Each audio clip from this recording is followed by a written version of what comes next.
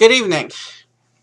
And tonight I thought we would take a little trip to the alien jungles of Pandora and take a look at some really amazing creatures they have on Pandora called the banshees. These creatures are similar to dragons, except uh, alien.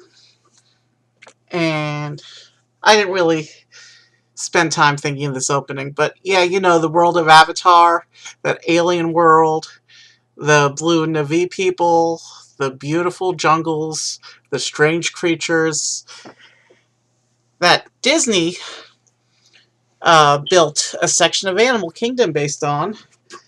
And when I went to Animal Kingdom last year, when I went to Disney, there was there was a special piece of merch I wanted to get from Avatar. Um, so I went to the shop, Wind Traders in Pandora in Animal Kingdom. And I had saved up for this months in advance. I knew about the little adoption ceremony, the Banshee puppets that are famous at Animal Kingdom. I was going to buy one. I had the money saved up for it. And I got there and I took one look at it and I realized that with all the droids and lightsabers from the day before and 7 people's worth of luggage and the ECV and the 7 people themselves, no way were we going to have room to cram an extra Banshee into the van. These things are huge. Let me show you a picture. This is the Lego set we're building today, by the way. And here is an example of some of the many color variants available at Animal Kingdom of the Banshee puppets. And I'll let you look at the box for a little longer while I talk some more. So I was in the shop at Animal Kingdom and I knew I wanted something Banshee. And I found out that about a month before I got there, they released a baby Banshee. It comes in this cute little egg. This egg was actually, I don't remember exactly how it was packaged, but this egg was kind of part of the package. And then you take the top off, and inside you get a little baby Banshee. This thing. Although I have to fold up his arms to store him in the egg, so here. I'm doing that off camera. Let's fold down his arms. And look, he's still working. If you pat his head, sometimes he'll respond to touch.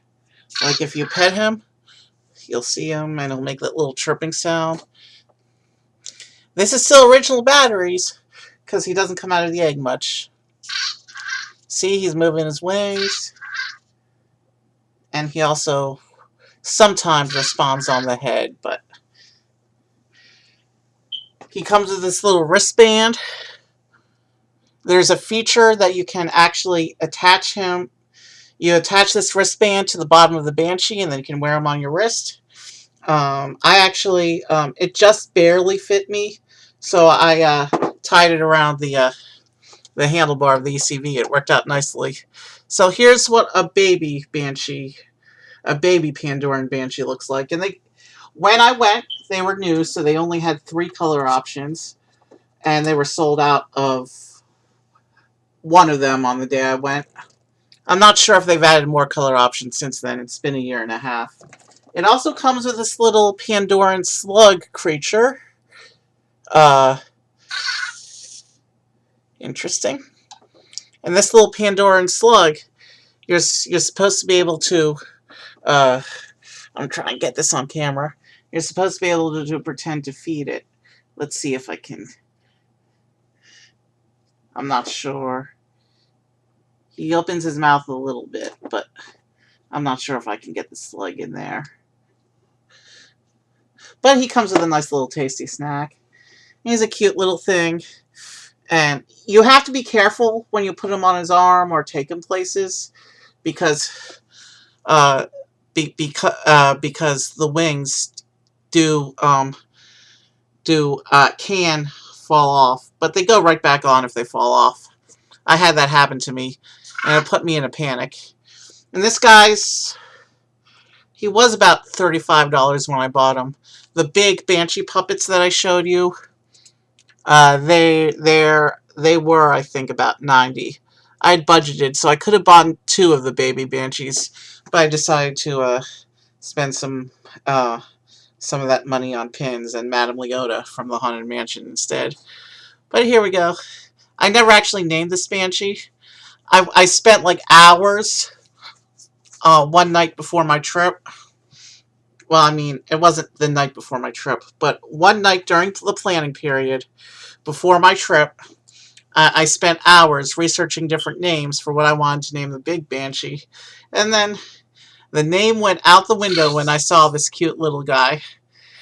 Alright, let's set him aside, because you're here for the Legos. So, let me take the egg and set him off to the side.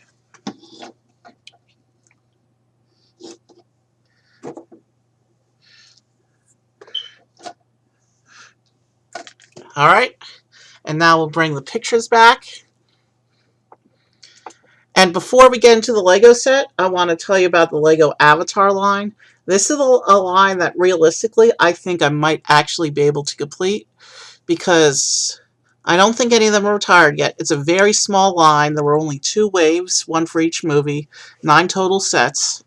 So there's not much to collect, and I think I might actually be able to finish this line. As we go through these real fast, there's this set, which is a direwolf creature with one of the mech suits. And all the sets have a little bit of jungle in the background. They all come with a little jungle side build. This is one of the helicopter vehicles the military had. You can see one of the Na'vi horses, and you can see a mobile research station. This set was the big set in the first wave from the first movie. This is the Tree of Souls, the big holy site for the Na'vi, as well as Toruk. Toruk is like a big, giant, oversized Banshee. So big that very few Na'vi riders have mastered it. Cirque du Soleil actually did a touring arena show about based on Avatar and Taming the Toruk. So yeah, Cirque du Soleil was also involved with Avatar. And then they did a wave for the second movie, which I haven't seen yet. Here's one of the water creatures. Here's another water creature. Here's a submarine from the second movie. Again, I haven't seen it yet, so I can't really give you any context. Here's a house, a Na'vi house, a Na'vi settlement with a family. And here's a giant Pandoran whale, along with what looks like a underwater vehicle for the humans. And then here, of course, is the set we're building today. The 2 Banshees and this little bit of jungle, which actually doubles as a display stand. We're going to build the jungle bit first. The way they designed this, there's actually 3 separate instruction books, one for each Banshee, and then one for the jungle piece. And the way they designed this is they put each section in a different book so that families and friends can build together. You can have 3 people working together building this at the same time. And you'll have it done in a third of the time. But I'm not doing that. I want all the Legos to myself. You know how I am. So let's see what I can do about making this view a little bit better. We're going to have this big, ugly gray blob in the side, I think. Yeah. And I'm having response issues. Hold on. We're going to take a quick break because I'm at over 40% dropped frames right now. I don't know what's going on, but once I start building, we're 12 minutes in and we have 40% dropped frames. Let me see. I was having slow internet earlier, but there's no reason why we should. We upgraded our internet recently.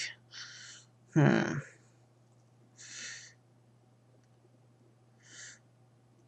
on. I'm going to try disconnecting and reconnecting the internet. The stream might drop.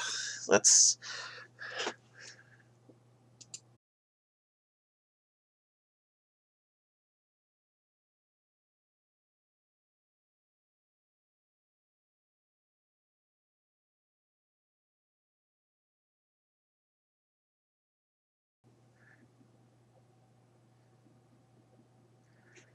Okay, I just tried a reset of the internet.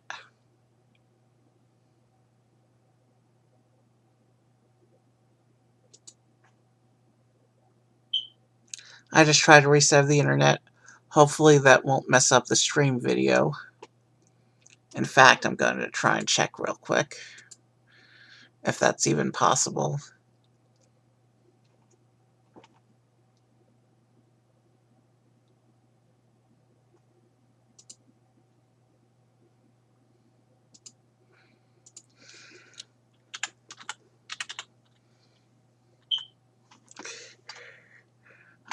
Alright,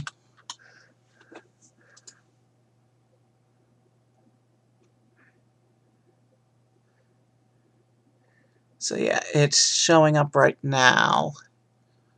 I'm not sure. We'll get started in just a minute, hopefully. I want to make sure we're not dropping any more frames. Okay, we seem to be back in the studio.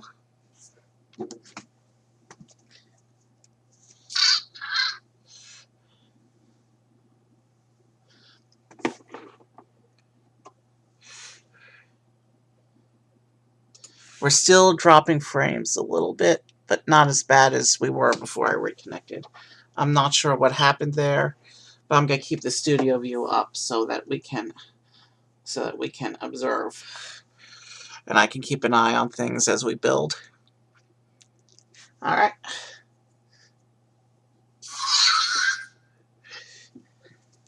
Alright, little baby, we'll see you later.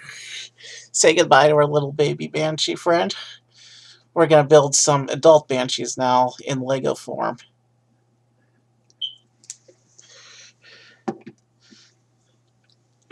Alright, let's get into this box. And this set retails for $60, but I found it for $30 on eBay. Even though it's a sealed, the seller was selling it so cheap because, as you can see, the box is beat up. But you don't know. You guys know I don't care about the box. The box is just going in recycling when we finish this build at the end of the night. The box is nothing to me. We want the contents of the box. That's why we buy Lego. So if I can score cheaper Lego because the box is beat up, that's awesome. So we pull all this out. So it looks like we have section bags. One last look at the box before I toss it aside. So yeah, it looks like everything's here. And here's this fat packet here it comes with. It looks like instruction. It comes with this. It looks like the instruction books are in here. I've never seen instruction books in protective paper for a medium-sized set before. In the $60 range, I would consider that medium, not particularly huge, but it's still the second biggest set in my collection now. So let's see here. That's empty. Let's toss this packet aside. And then, okay. So here's the 3 instruction books. This is the one for the green dragon. And like I said, it's designed such that you can build the sections in any order. And we're doing this the same way that I always do real Lego. And that's that I'm going to build from the PDF. because it's easier for me to stare at the computer screen than keep a book open. This is the instruction book for the little scenery. And here's the instruction book. Oh, there's something behind it. For the blue dragon. Oh, and I forgot one crucial piece of information. We call them banshees. That's what they're generally known as among fans. Then the V word for this creature is the Ikran. And the Toruk is like a big giant monster version of that. But it looks like I know why there's that protective envelope, because it comes with these two plastic sheets here. It's supposed to be two. Hold on. Do they short pack me, or are they just stuck? Wow, and I can see that these are going to fingerprint easily. Hold on.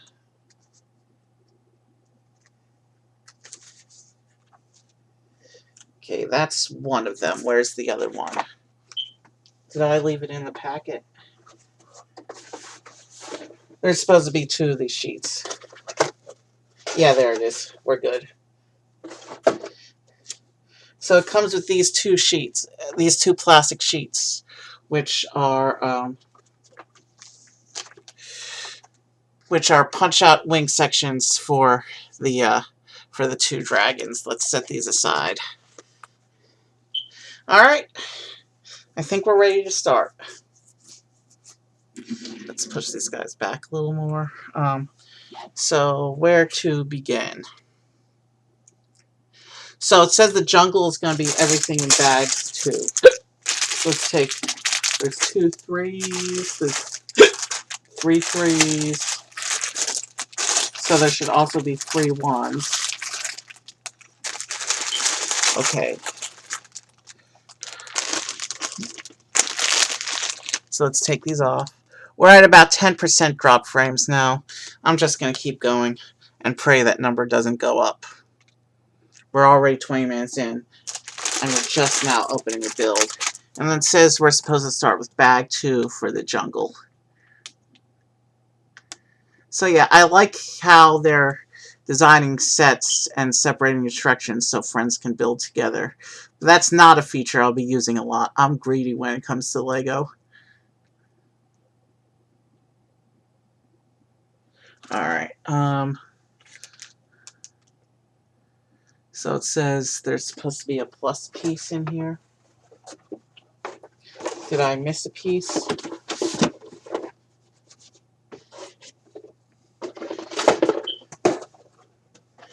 Or is it in the bag?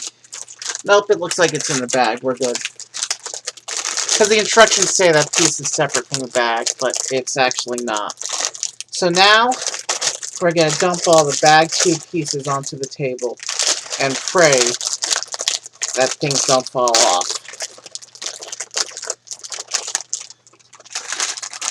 We're going to do this part carefully.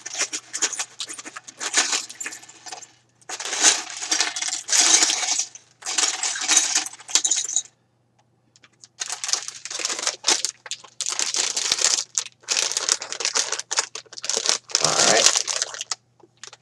And then there's 2 more little bags that are part of this bag. And we're going to do our best not to let pieces roll around and fall off the table. And this big long piece as well, which I'll set aside till we need it.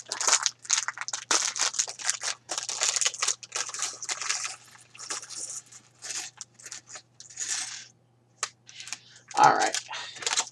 Let's get the future trash off the table. I say future because I don't ever throw out Lego bags until the build is done. And now that I'm thinking about it, I should probably grab my brick separator. Hold on. I was thinking about it while setting up. I forgot to do it. I'm going to go grab it real quick.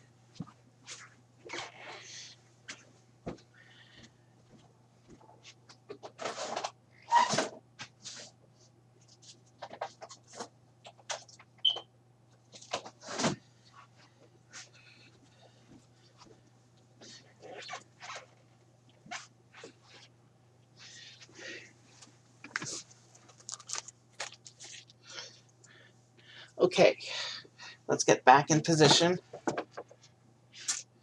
Okay, carefully.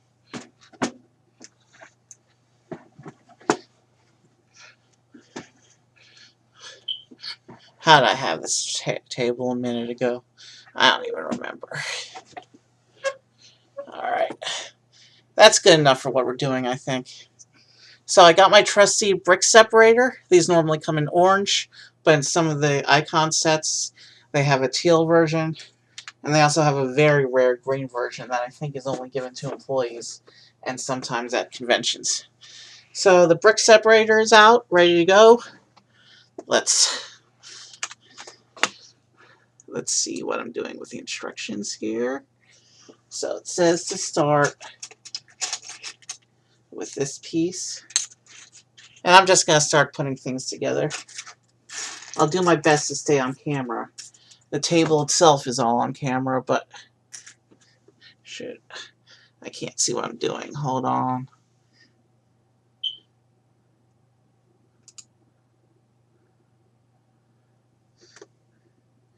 We're up to 16% drop frames, but it looks like we're having, it's in the form of connection drops rather than being a solid drop. But it's happening a lot. I'm not sure why it's being so poor today. I'm going to watch that number.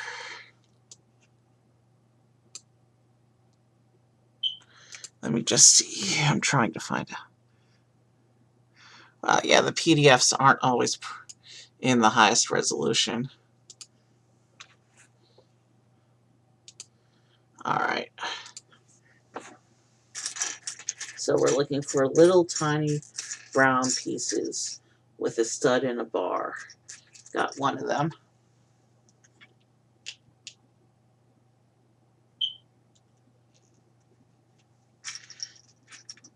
So yeah, sorry I didn't stream over the weekend. I was away for the holiday weekend. And I saw the circus.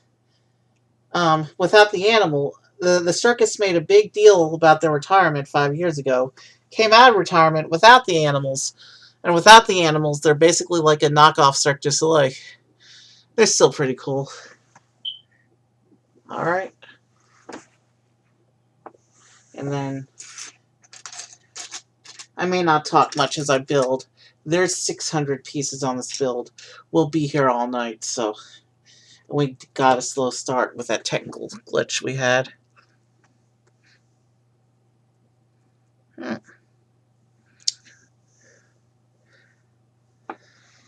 I'm not sure why our lag is spiking today, but I'm gonna keep going best I can.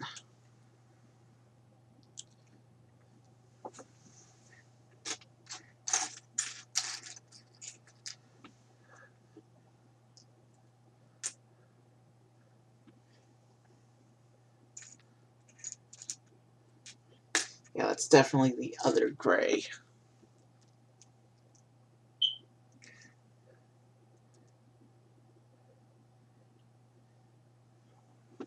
And that will go on here like this.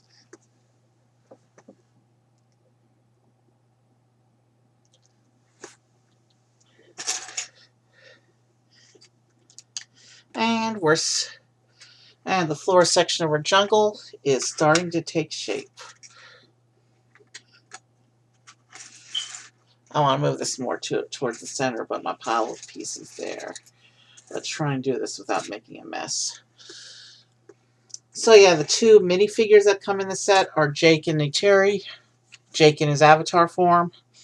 And each one comes out of the bag that with their dragons, so we'll see them later. Alright. We're going to keep going through this as efficiently as possible, but we're still going to take the time to enjoy the build process. And I do apologize again if my fingers get in the way. That's just how Lego works on camera sometimes. There's not really much I can do about that.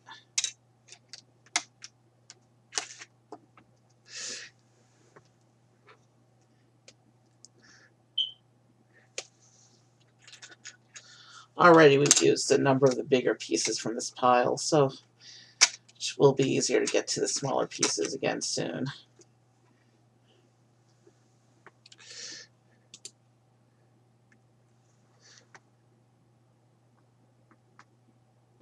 Alright, we need the wedge. And we need a plate.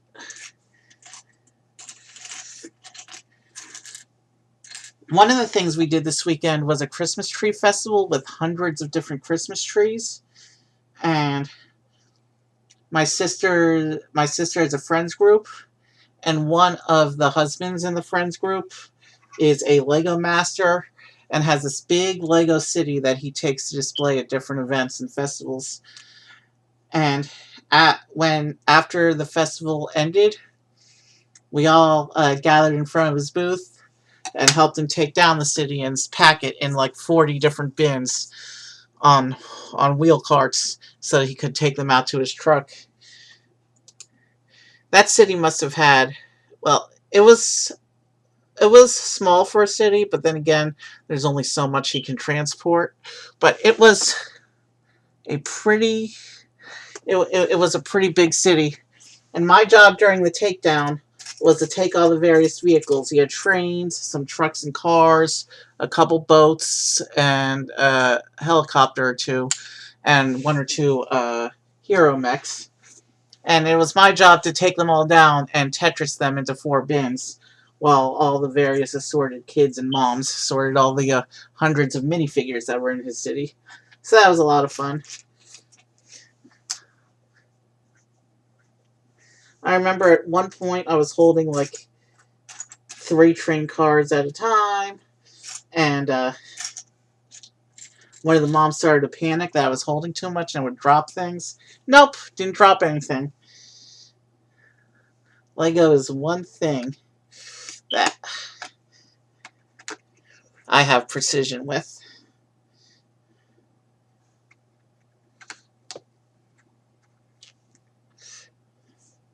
Alright, and it says this is supposed to go somewhere. Right. Did I mess that up? Yes, I did.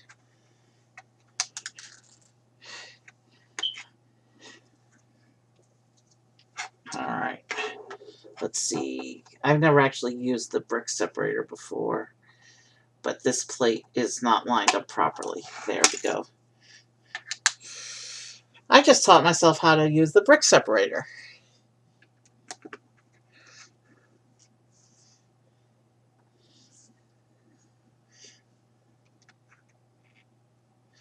Alright.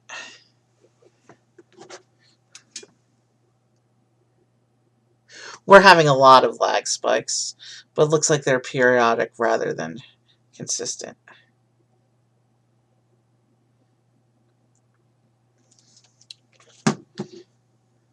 We're red right now, so I'm going to pause a moment.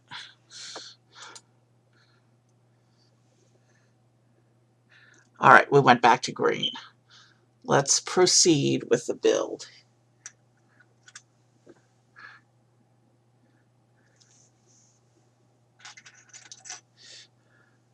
At least with a table like this, rather than how I had it positioned last time, I can actually more or less keep my hands over the table and therefore in camera.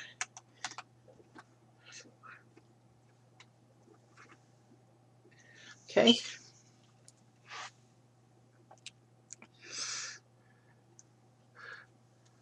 I hope these lag spikes quit soon, because I don't know what's causing them. Although I did notice our internet was a little spottier than usual through most of the day. So I don't know if people are using more bandwidth or what right now, but it's a little frustrating. I've actually had to reset my internet connection a couple times today, which is, I haven't had to do that since we upgraded the internet.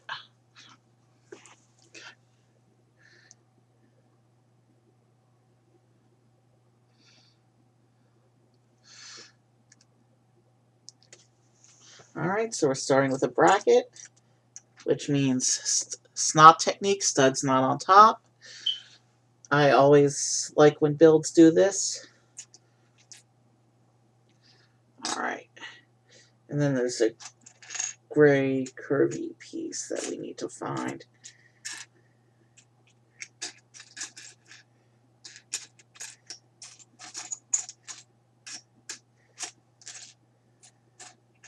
I have a couple Star Wars sets I'm gunning for next. I'm planning to do those on stream as well, so you'll get to see those soon enough. I'm not going to spoil it. But there's one convention exclusive Star Wars minifigure that isn't terribly expensive that is on my list and on my radar that I'll be getting when I do those Star Wars sets.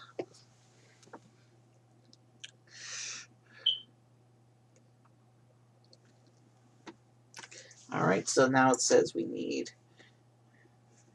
this piece.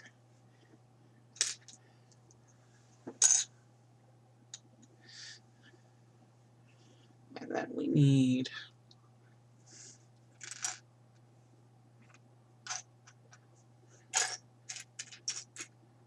that. And one more of the little brown pieces.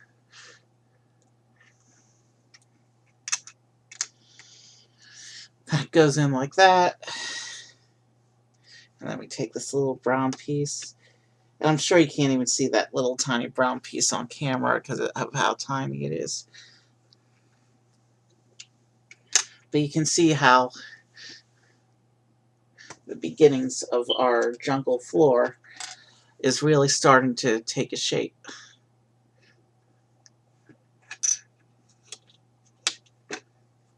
Alright, I'll hold it up so you can get a better view of the progress so far. So this is what the jungle floor base foundational structure looks like. I'm sure it's going to get more colorful in a bit because the Pandoran jungle is known for its colorful bioluminescence. Alright, so we need some more of the bracket pieces.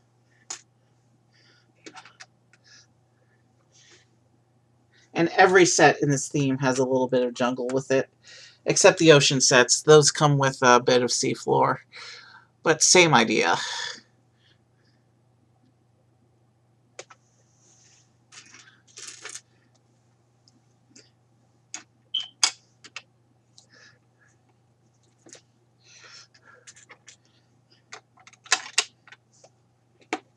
Alright, so now we're starting to get some depth here. Oh, and finally some actual detail. It looks like this piece has a couple translucent pieces that represent water. So this is going to be a fun step.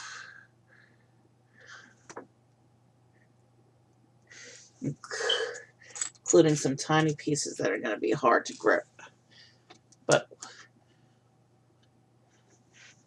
as difficult as these little tiny 1x1 half tiles are to grip, they're nothing compared with the 1x1 slopes, which are so much more common these days.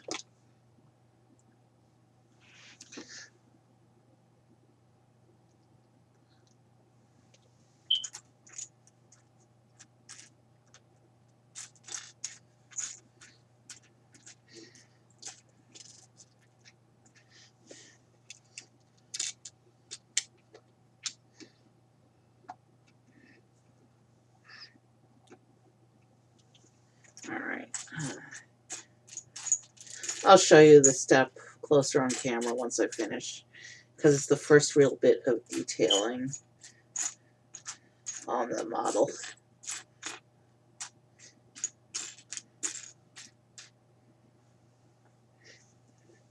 Alright, where's the transparent one?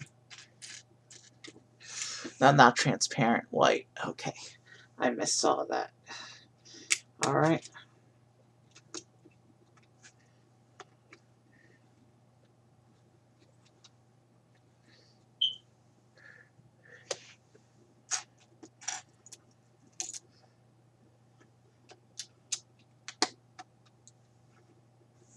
These little white bits are going to help the rest of the bits stay aligned, I think.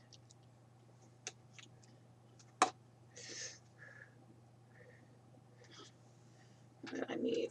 Here we go. 1x1 slope. What did I tell you? But I got it on just fine. Alright, let's keep going. We're building some water right now, some water detailing. Oh, I messed up placement again.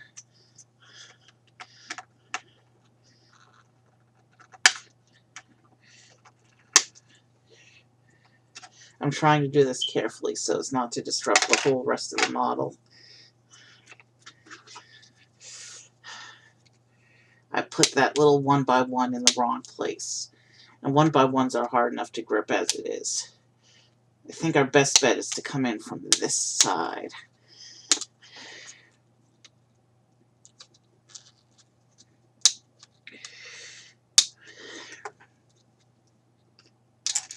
There, got it off. Now this 1x1 was actually supposed to go right here. And then I can come here and get this little curved piece back here. And then I'll put this little 2x1 where it's supposed to go.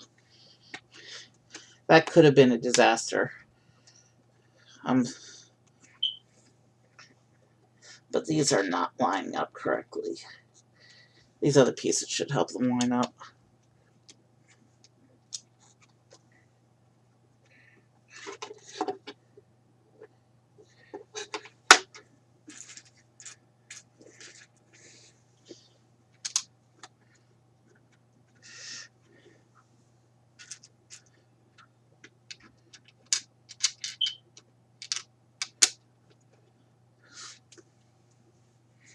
All right.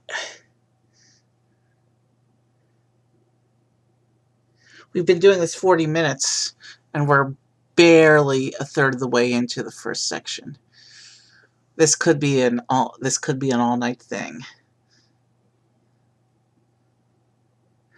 I'm prepared to do this for as long as it takes to finish the model in one stream.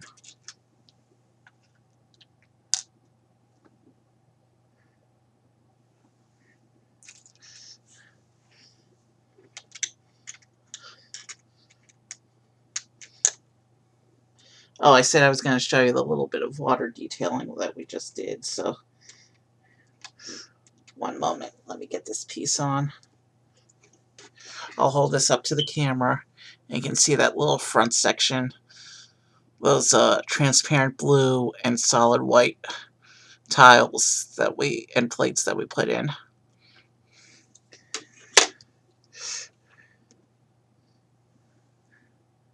Okay, and now we're doing our first little bit of plant life.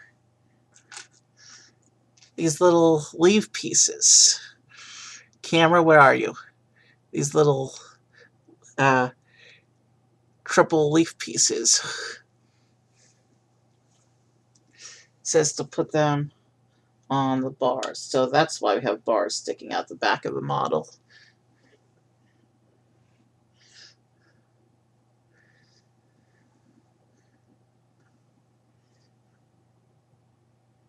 And then it says to do 2 more of those, but put them right on the plates.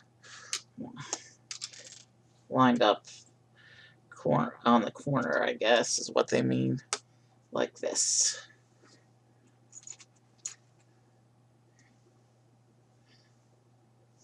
But we're starting to see some detail, and pretty soon we'll see the beginnings of some tree. A little tree, I think.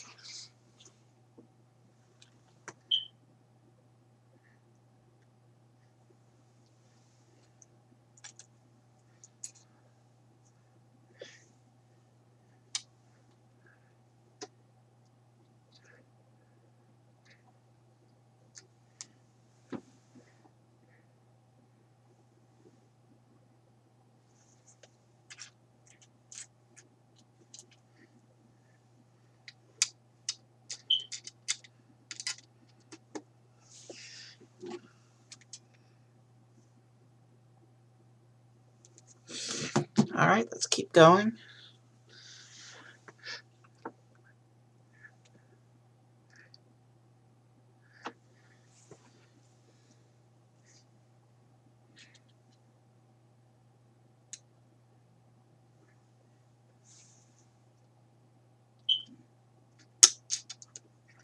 So I guess we're building some more of the rock foundation beneath the tree.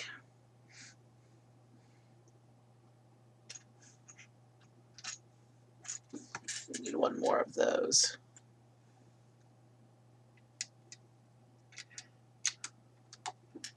Okay.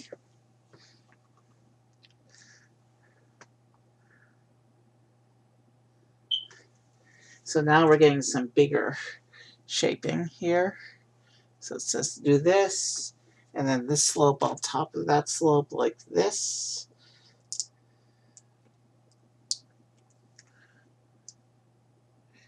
And then drop these into the model here, it looks like.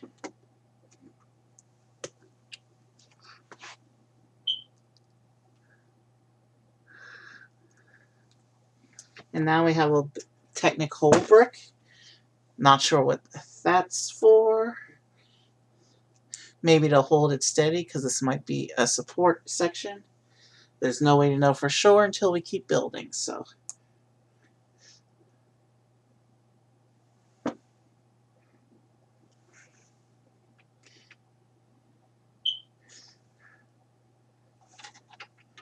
This bracket goes on top of the other bracket and leaf like that. So we're starting to see some dimensionality on one side of the jungle.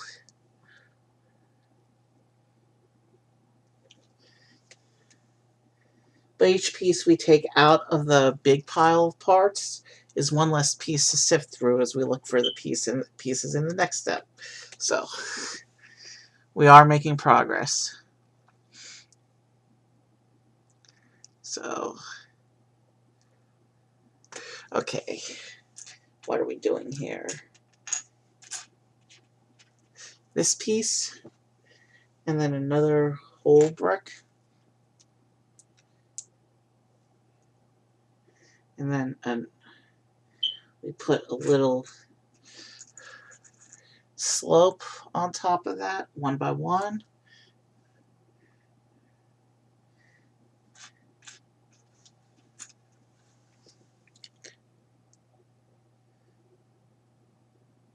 We're in a red again, and this time it's staying red. I'm not sure what's going on right now. All right, we just went back to green and then went back to red.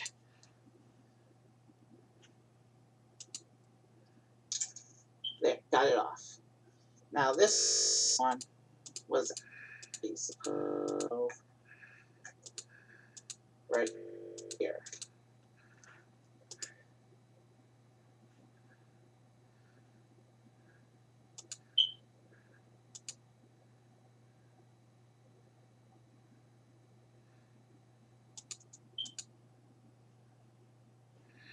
All right, let's see.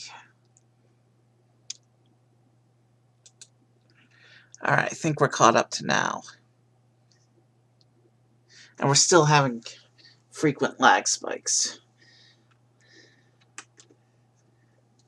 Okay, I'm just going to keep going and hope that you can see some of the development.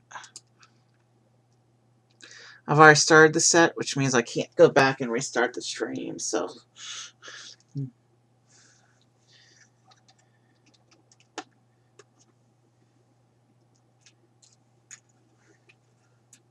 Maybe things will clear up before we get to the actual dragons.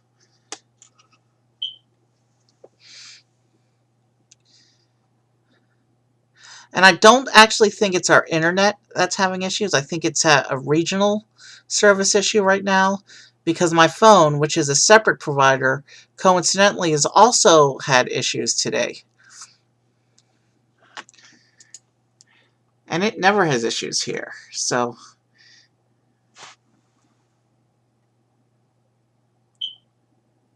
Okay. Brown Technic piece.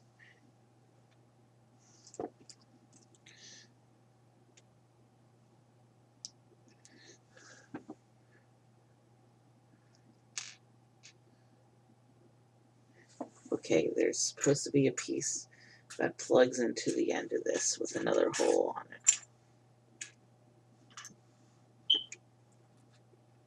Is it this one? Yeah.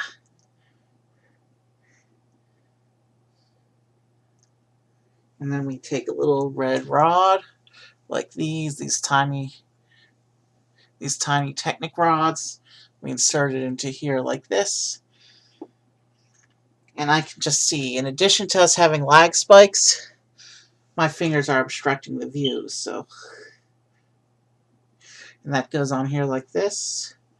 And these will pin in where we put those two Technic pins. So this must be the bottom section of part of the tree, because it looks like tree stuff is going on. And now we got to turn it around again so I can see it from this side.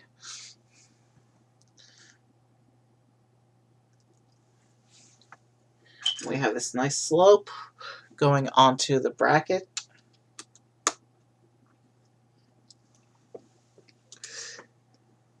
And then another detailing step.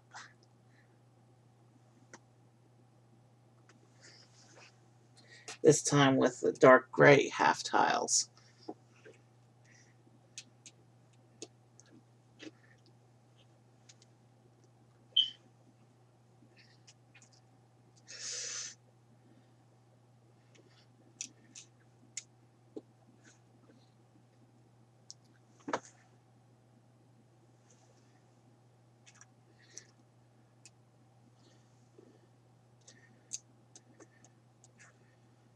Okay, and then there's this green piece.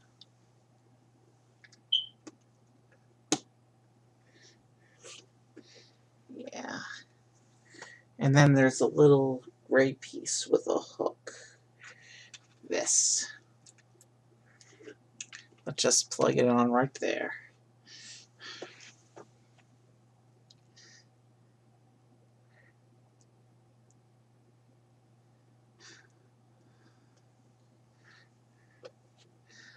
I am really not sure why we're lagging so horribly tonight.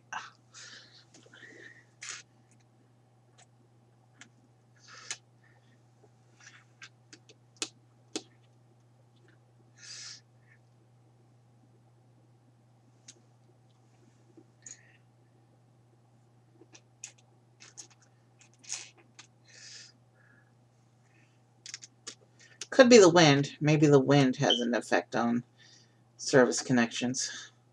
Because that's the only thing I can think of. I went to take a trash bag earlier, and man, was it cold and windy.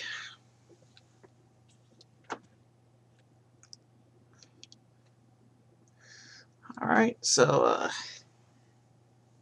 now we have mostly little pieces left, but there's a lot of them, so we'll still be doing this for a little while. Another transparent blue slope piece. One by one, the ones that I can't grip.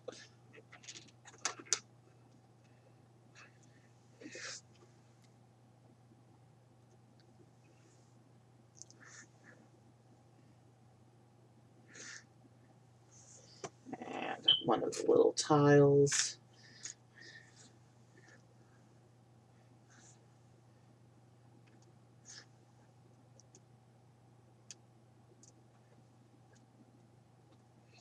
No. Oh, that piece is in the wrong position. The one by one, I put the one by one in the wrong position.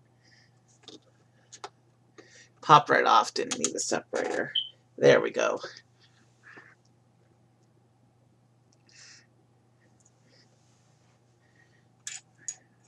We just got to keep going at this point. We can't let lag slow us down. I mean, it'll slow down the video, and you'll see my hand jump from position to position without being fluid movement, but what can you do? Let's just keep going. I'd say we're about half done with the jungle build, according to number of pages. We're going to be getting into the trees and detailing bits now, so things should start to pick up a little bit. especially as we get less and less pieces in this pile as we build. So it looks like we're making a little bit of a waterfall effect here.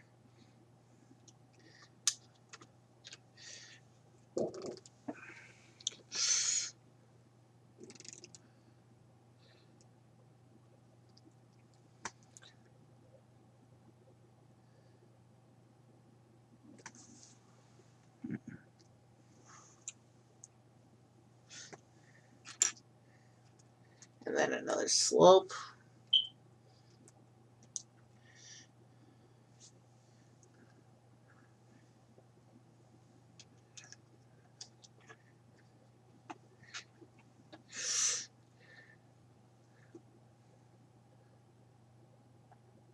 And we need gray peaks.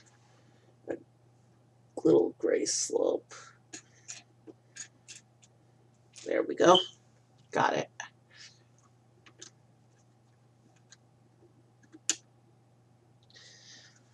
I like building Lego because it's so therapeutic. We'll get to the dragons soon. And the dragons don't have as many pages as the jungle. But we have to do 2 of them.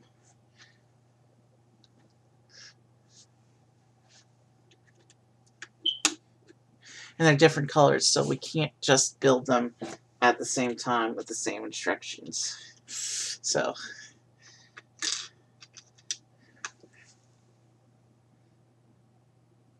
we've been streaming almost an hour. We're about half done with the first build.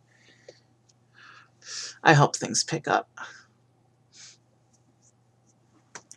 Even if they don't, though, we're here till it's done.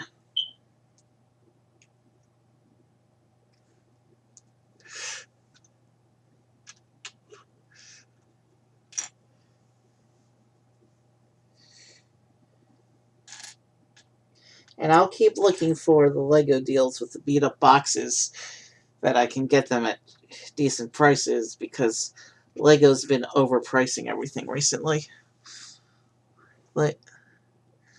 Lego's been steadily raising the price per piece average for years.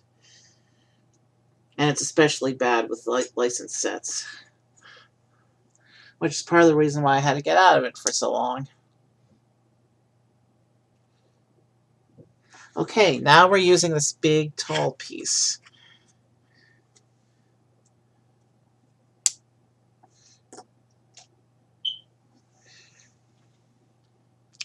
Let's see here.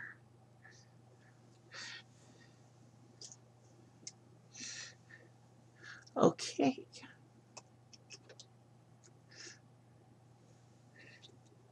So that attaches on like that. And we got some more dimensionality going.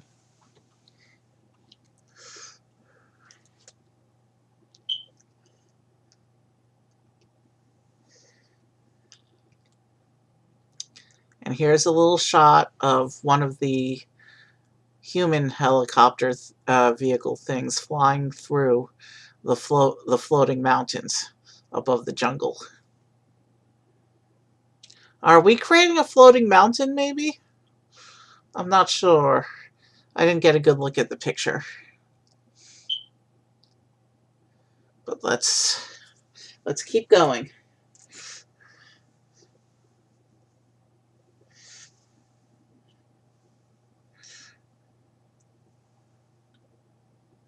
It says, where does it say to put this? Okay, right there. In a little.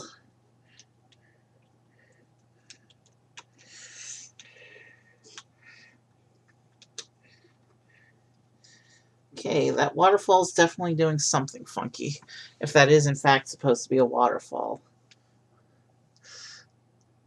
And then we need another, that's a lighter slope. Here it is. And that'll line up on this side, like this.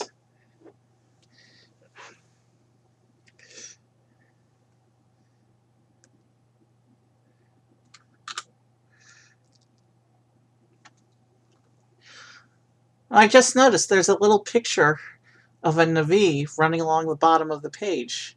Interesting.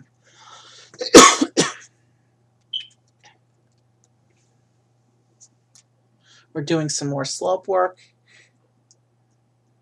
for some of this rock detailing that's going on.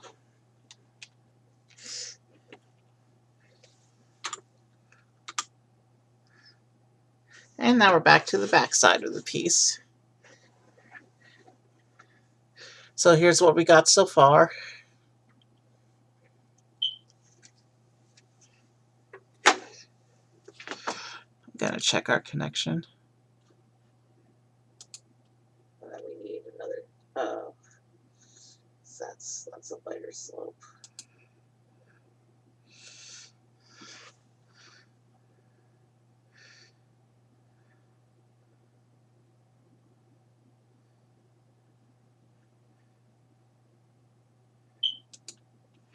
I'm not going to try to run the stream playback right now because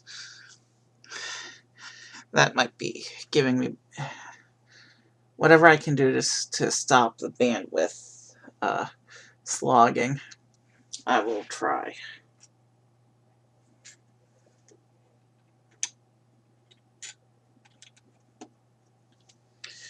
Because we're still flashing lots of lag issues.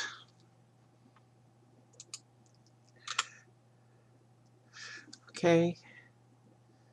I need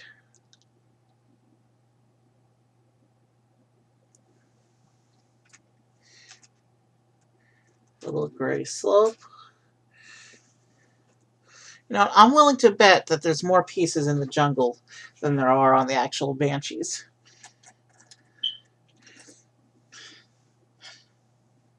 Just because it needs to be able to hold up both of them.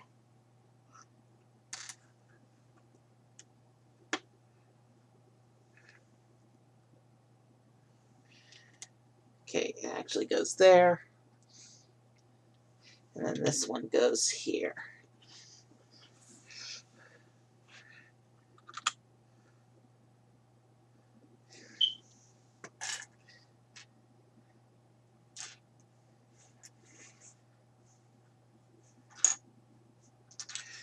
And then this one goes on the back here.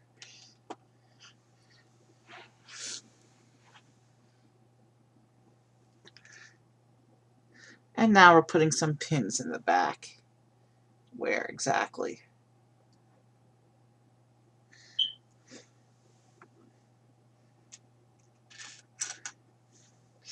Not sure what the...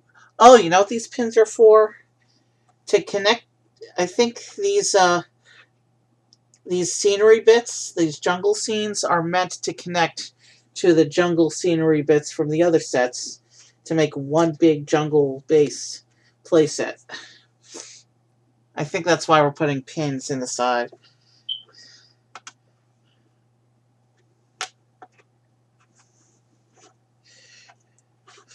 I can't swear to that because I haven't seen the other sets and I haven't seen how this build plays out.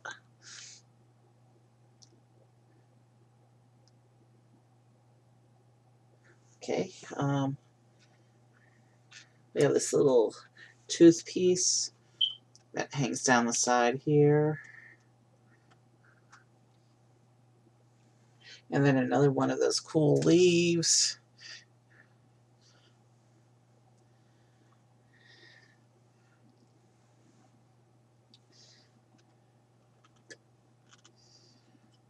And this big giant snot bracket needs to line up with this other bracket back here.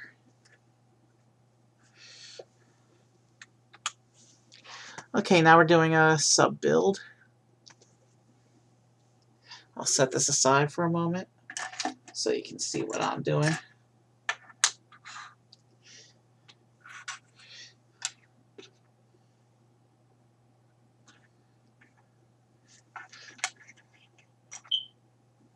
Actually, it would help to pull all these pieces out before I work with them, I think. to be sure I'm getting the right pieces.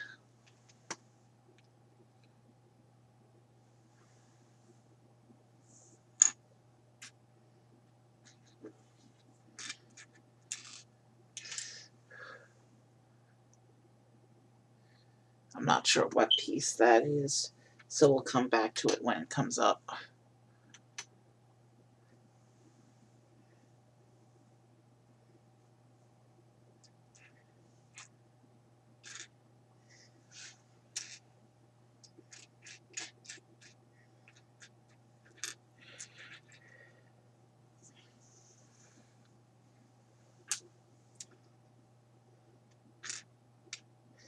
Alright.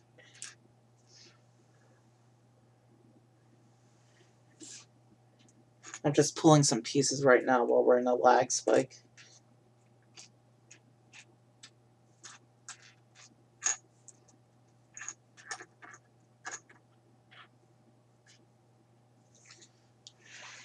Did I read that correctly?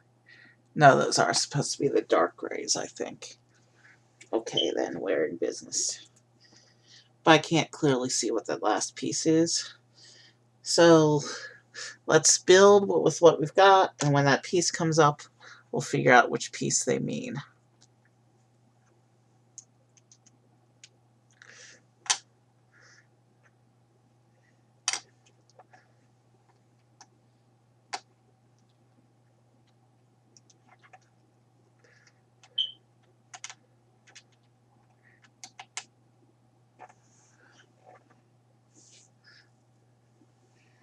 Alright.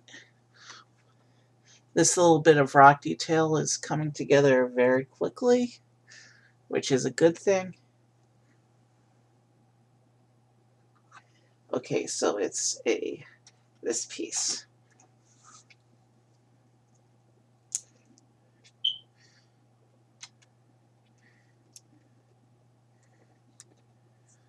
Now we got some black detailing and shaping going on.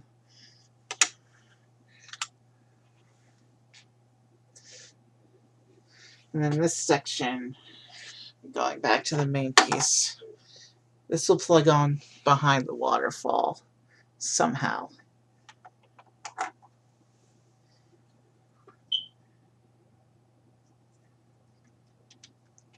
Yeah, it just lines up with what we've got going, I think. So that's what we just put on the back of the big column there. That big block. So that black detailing was actually just to make it level with the ground. That wasn't detailing at all. Alright, some more slopes going on.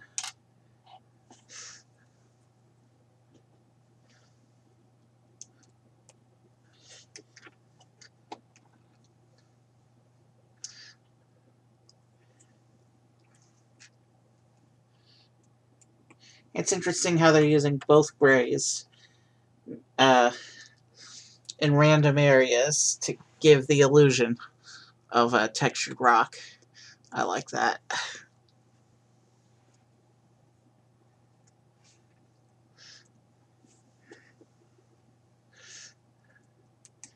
Alright.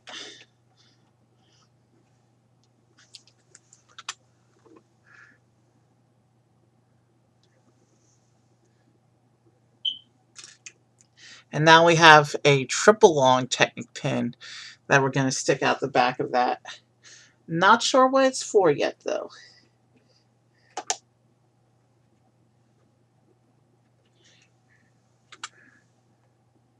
Oh, it's supposed to be pushed all the way through and lined up with that piece.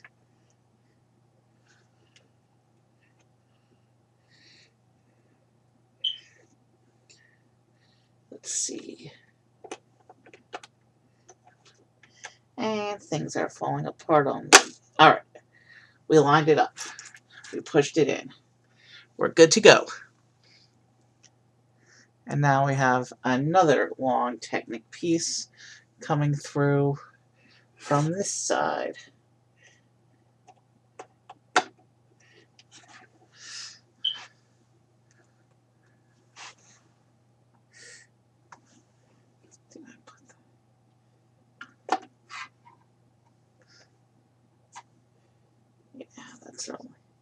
That's the only hole it can go into. Oh, good. We're putting Technic rods into these. Yeah. I think we're working on some tree branches now, actually.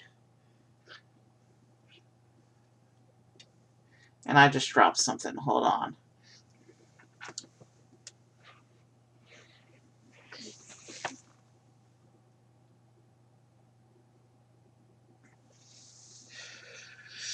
And we're spiking again. Lag spikes are over 50% right now. I'm hoping they cool down by the time we start with the dragons.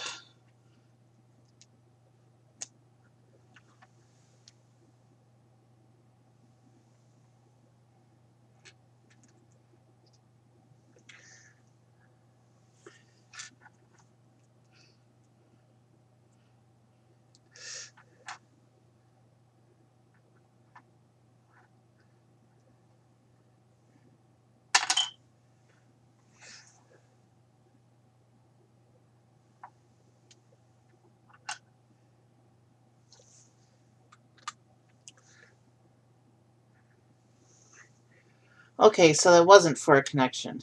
It was actually for this bit of Technic angling we made. That's what those pins on the back were for.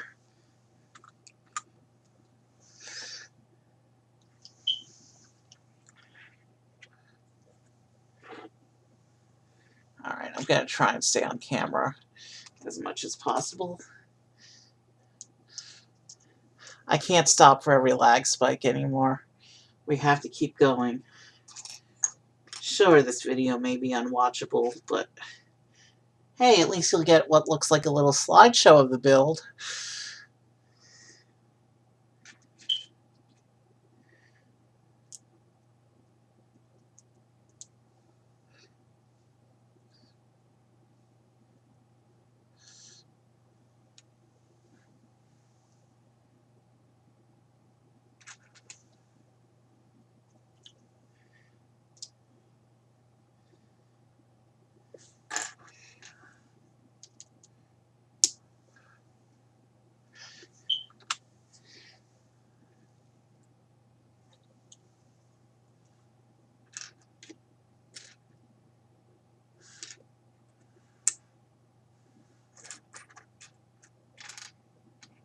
That was close.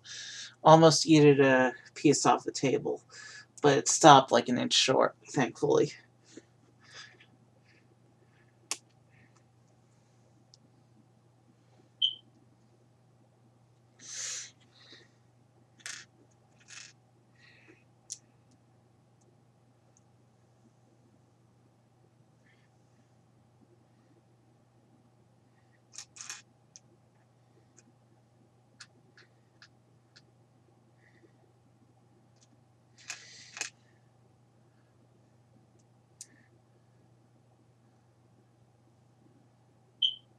Alright. We're quickly running down our piece count here. That's good.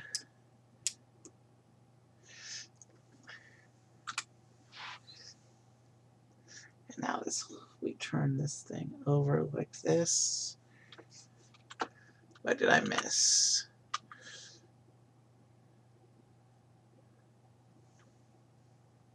Okay, I didn't miss anything. We're right on.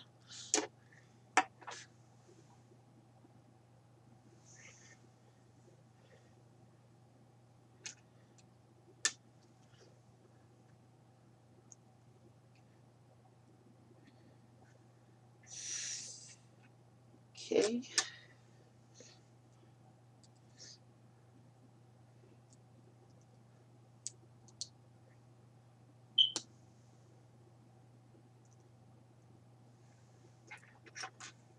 And we're adding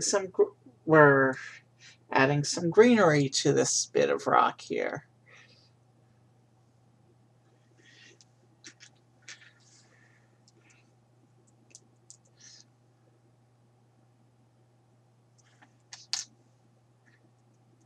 I lined that up incorrectly. That's where it needs to go. This goes here. Then this goes here. Oh, I see. I think I see what's going on here. I think we're making a piece of the floating mountain.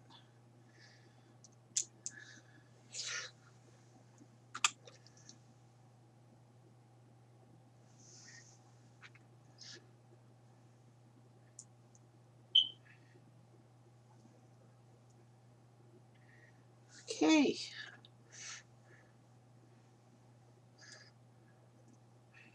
That's cool.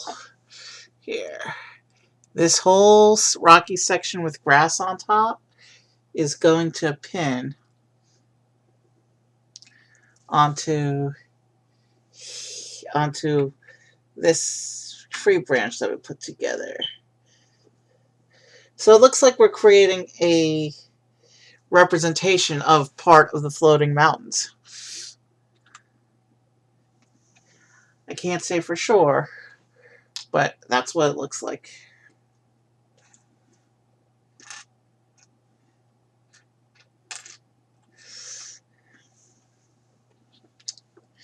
Such a pretty jungle landscape Pandora has, especially at night.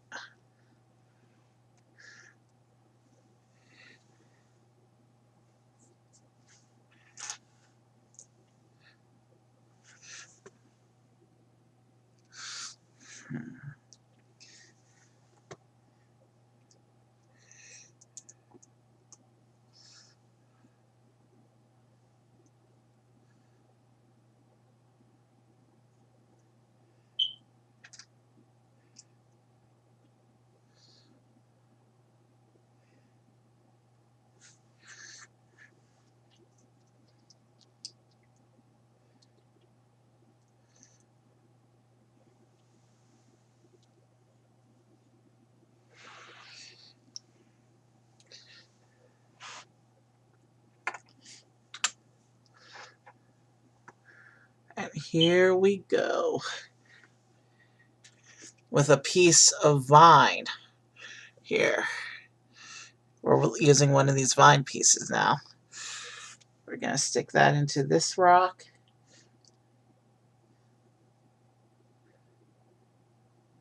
And then this is going to clip on here. Okay, so it is a flat floating mountain.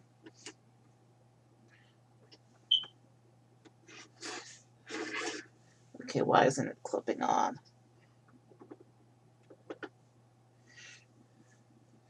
Because we're not lined up correctly. There we go.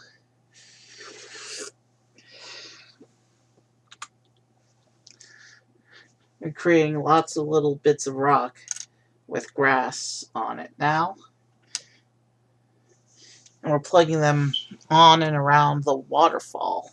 So yeah, this is definitely a representation of the floating mountain scenery, which is one of the prettier landscapes in the movie. I mean, the whole jungle's pretty. The whole jungle's very colorful and deadly and dangerous, but colorful,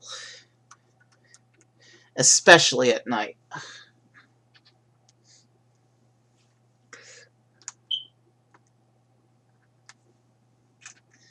Oh, I just went.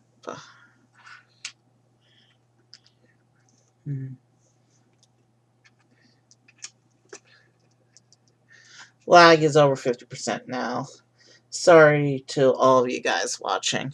There's nothing I can do about it tonight, because I don't even know what's causing it. It's been doing weird internet stuff all day, so it has to be a regional thing.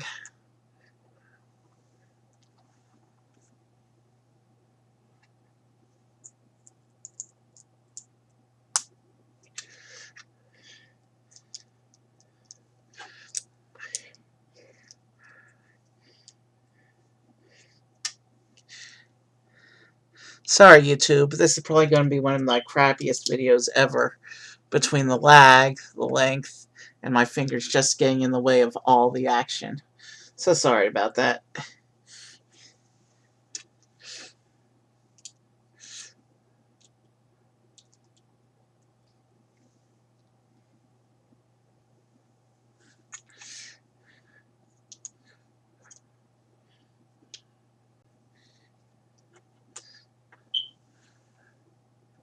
Okay, we're coming up on 10 o'clock. We've been streaming for almost an hour and a half. And looks like we're almost done with the jungle portion.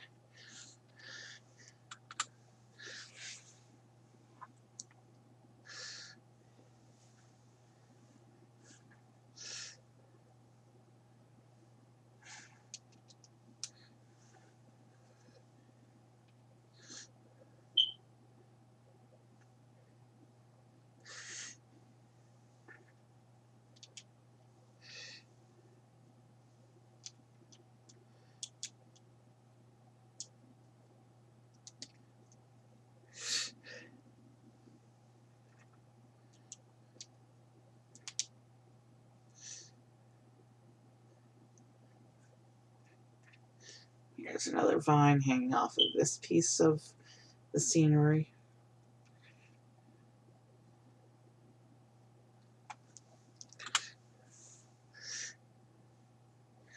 Okay, this piece is supposed to balance on top like this. So we have a waterfall coming out of the flying rocks. That's what I think is supposed to be going on here. Interesting.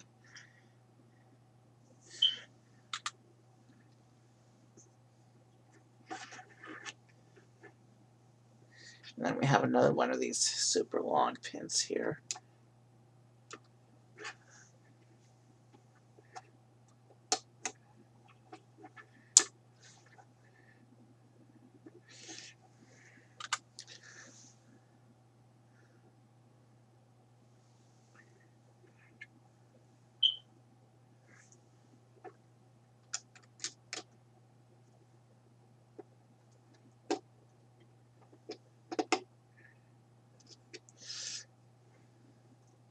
All right, we got this.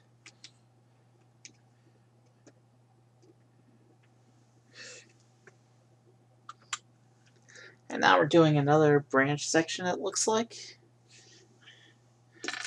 And at this point, with the lag so bad, I don't even care anymore how much my fingers get in the way. Because I can't solve the lag issue anyway.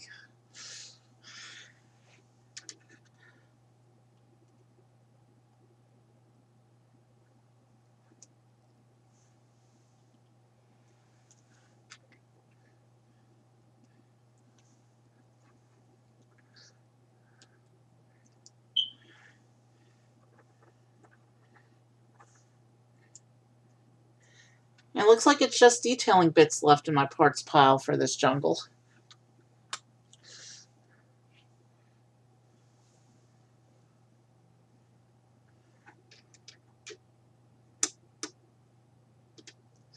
Did I miss something somewhere?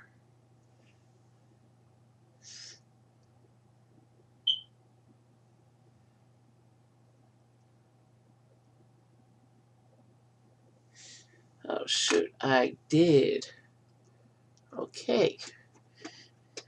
This top part I have balancing on top is actually supposed to slide in with this pin to lock it. If we can get the interiors to line up, of course, then we can lock it, I think.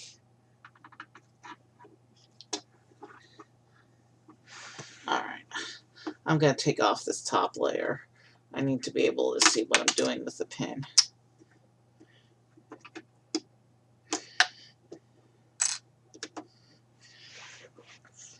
I dropped some things. Hold on.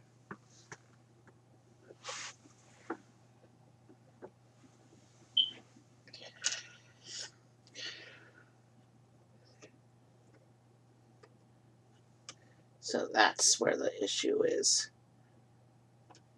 That's where things need to line up.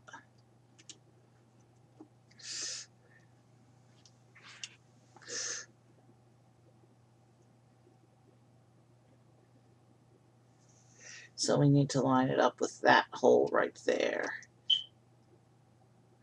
And if I can line it up correctly, I can push the pin through like that and then put the top of it back together. And now I need to find that rock slope piece that I dropped.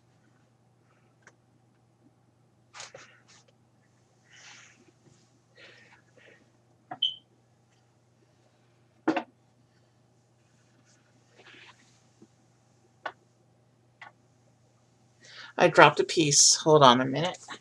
We will resolve this.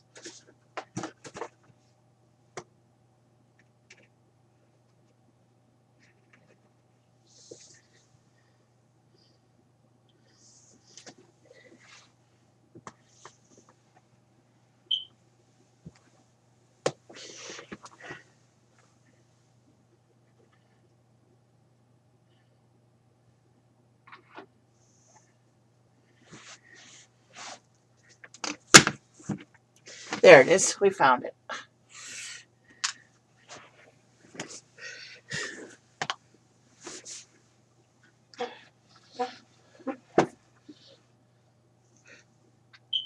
And now we can put this piece of the rock back on top. We can put this piece of the branch onto the pins like that. And there's another picture of the floating mountains. You can see how the rocks that just hang in the air, surrounded by clouds with grass on top.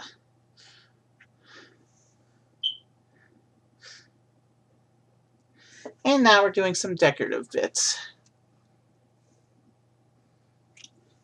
Starting with this last vine, which we're supposed to put on this little clip.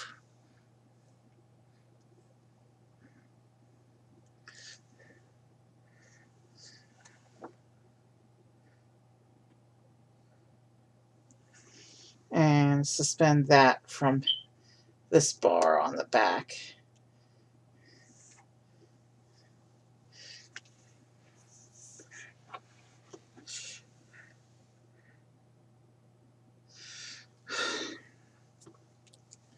I may try resetting my internet again when we're ready to switch to the next section.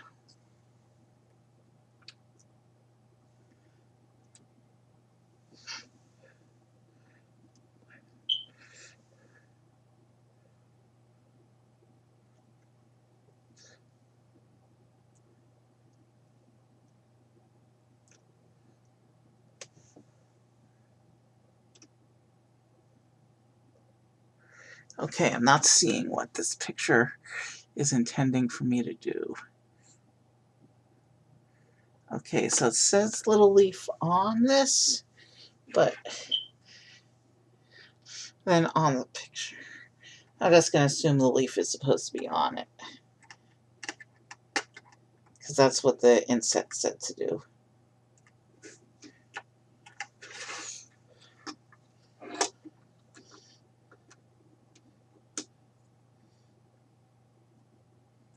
Like this. Okay. And then we do that again with this leaf.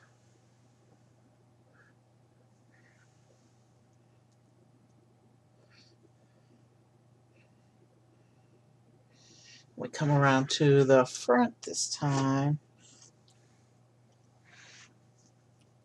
and clip this leaf onto this little bar that we put in way long ago.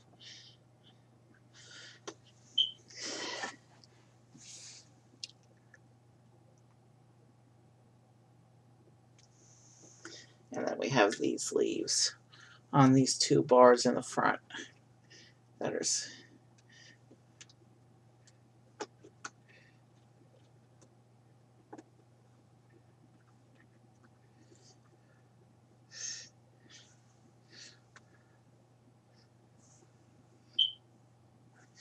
okay, so there is no connection for the rest of the jungle from the other sets. But I waited till the end to put all these little detailing bits on, so I had no way of actually knowing that.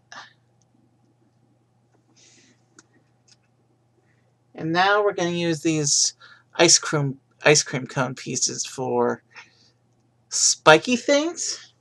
I'm not exactly sure what these are, but we'll put them where it says to put them.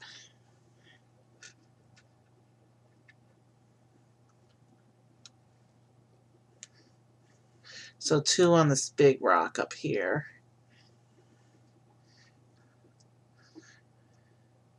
And then another one over here.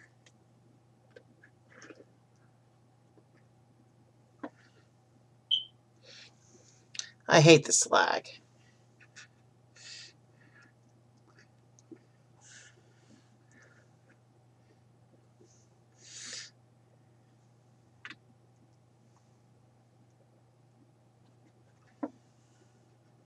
Okay, those are those spiky bits. Almost lost a piece there. I'm not sure what plant these are supposed to represent.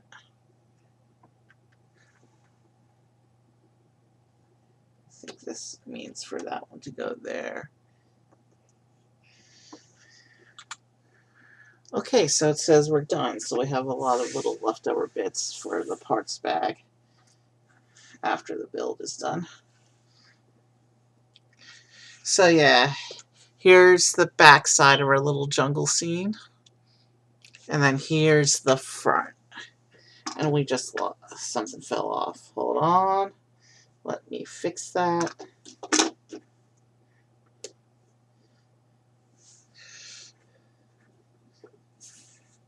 Here's the front side.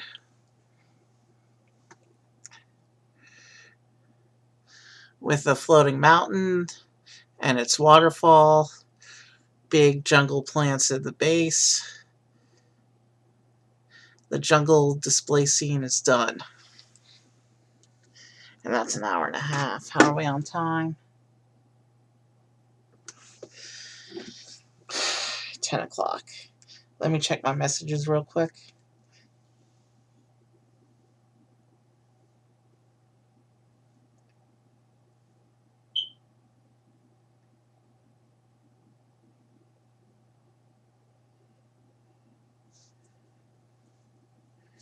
Alright.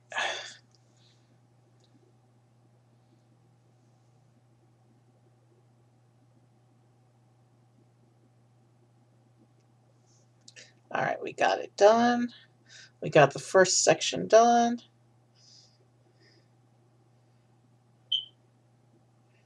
And our internet is still crashing and burning. What are my options?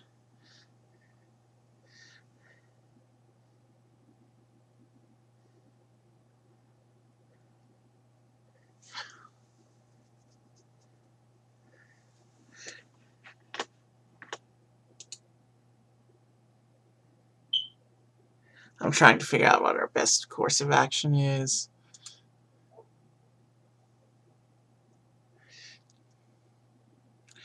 I don't bin the little leftover bits until the build is done.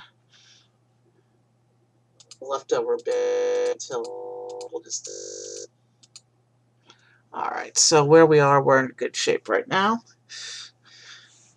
You know what, we're just going to keep going. Because at this point, we haven't even gotten to the main focus of the build, so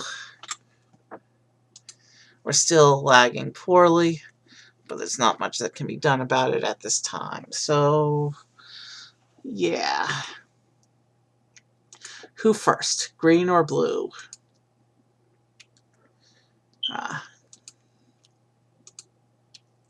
I like the swirlies on the blue one a little prettier, so let's start with the green one.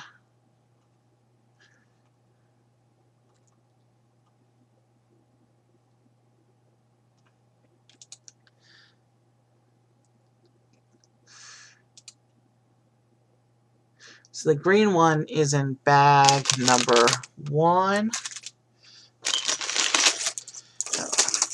Yeah, these don't look as many pieces as for the jungle.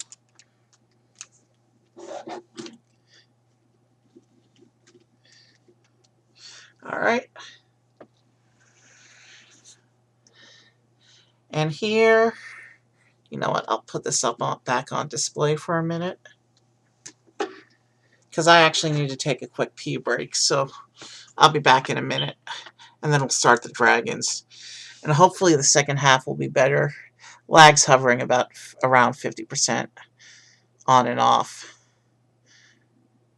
Alright, I'll be back in a minute or two.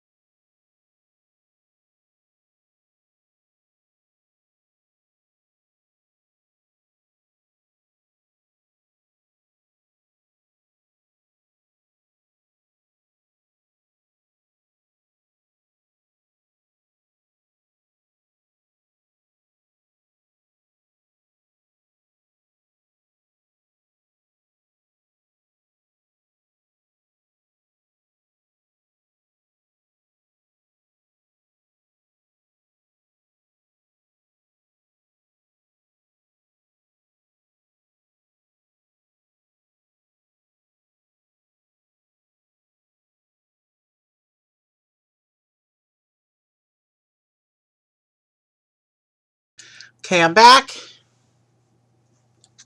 Let's take the jungle back off screen for a little bit. And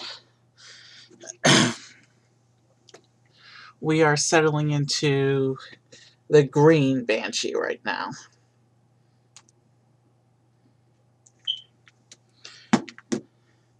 Okay, so let's get these bags open. Now, it doesn't look like there's a terribly huge number of pieces involved with the Banshees. We should be able to breeze through these guys.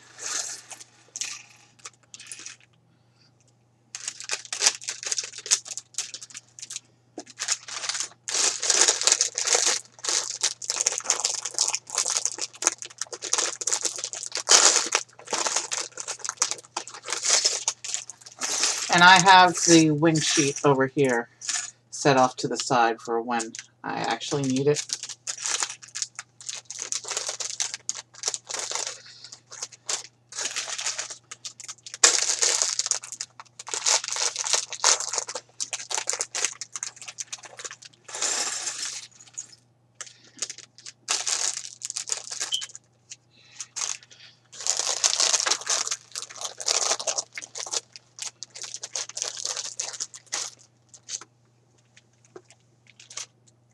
Okay. Let's set these off to the corner so we have our open build space. Brick separator back on screen. And let us proceed. And of course we have the green wing sheet that we'll be working with. So we're starting with building the minifigure. And this one I think is the Neytiri figure. The other dragon we'll be building tonight has the Jake figure with it. Let's start spreading things out a little bit. There's a minifigure head. I like how they sculpted the Navi's pointy ears onto the head. It's not a standard minifigure head. I'll show you in a moment. And they have the super long legs to represent the fact that Navi are much taller than humans. I appreciate the attention to detail here. Oh, shoot. I forgot a piece. So, there's actually this little tail. There's a little piece you're supposed to put on the legs before you put the torso over it.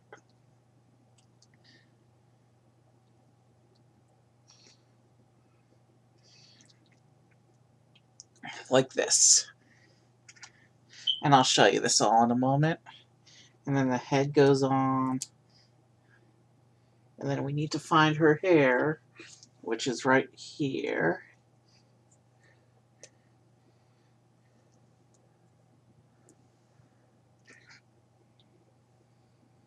That's cool. That's one of the more unique minifigures that I've seen. Definitely one of the most unique minifigures currently in my collection.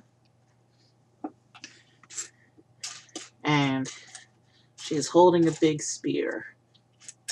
So before I show her to you, let me go ahead and find the pieces to put the spear together.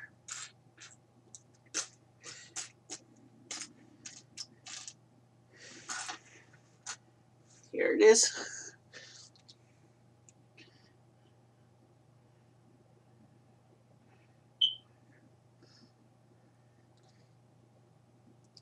And then there's a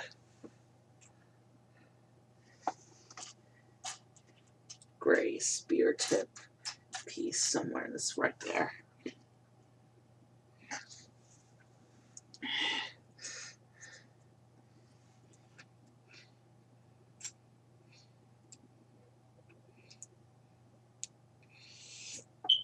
Alright, so here's the Neytiri minifigure. Let's try and get her on camera. Big giant spear. She's one of the huntresses of her tribe, I think, if I remember correctly. Tail, pointy ears. Definitely a cool and exotic looking Navi character. One of the more unique minifigures that you'll see.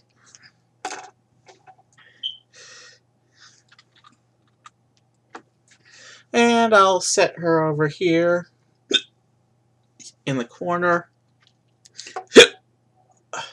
so she can watch the build.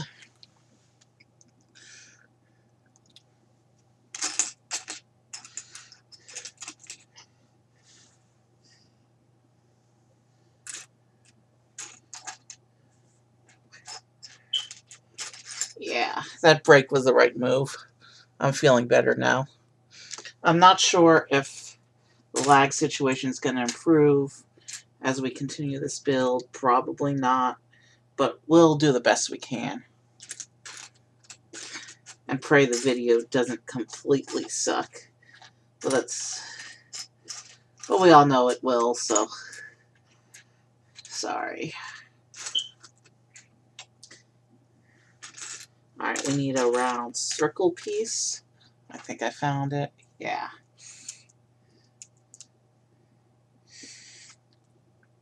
And this isn't a structural build. So I probably won't be able to safely do this one just sitting on the table like I did the other one. I'll probably have to hold this one as I build it, like I did with the mini dragons and mechs last month.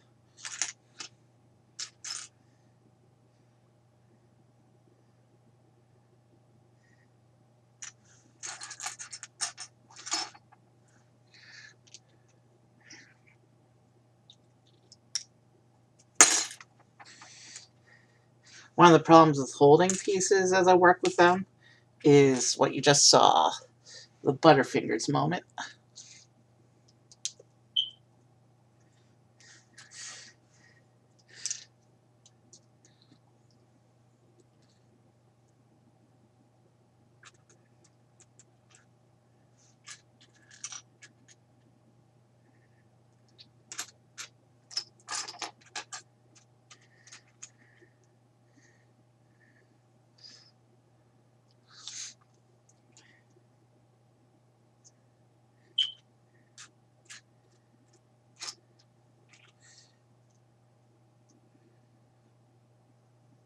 I don't have any more physical Lego after this, but there is a stream I want to do where, well, I don't want to spoil it.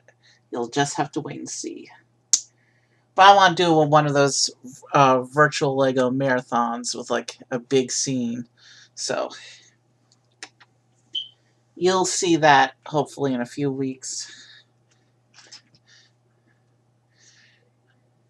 Tomorrow I'm doing a no-cam singing stream during the day to help me test the lag. Because if the stream works, I'm going to go into do a very nostalgic unboxing to begin a new gaming collection for me. So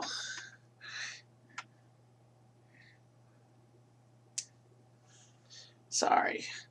Another disadvantage of me holding the pieces while working with them is that my fingers get in the way even more. But this is supposed to go onto the back of the... So we're starting to create the bottom of the Banshee's body here.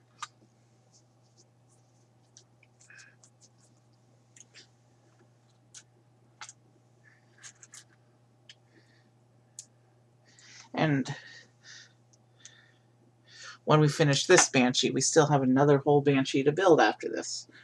So I'll be with you guys for another while still, even if lag is bad and I run out of things to talk about. Could talk about Thanksgiving weekend, but that wouldn't be relevant to what we're on here. Thanksgiving was nice. We had Thanksgiving dinner with the family, and then we took Shayna to the circus, and then we had Saturday, we decorated the Christmas tree, which we're a Jewish family, but we traditionally do a tree over there. And it was my job to put the Christmas train together, so that was fun. And then, once we did that, Sunday, we went to the Christmas tree festival. And I told you about the Lego display there earlier in the stream. There's supposed to be a piece with a little knob on the end, I think. There it is.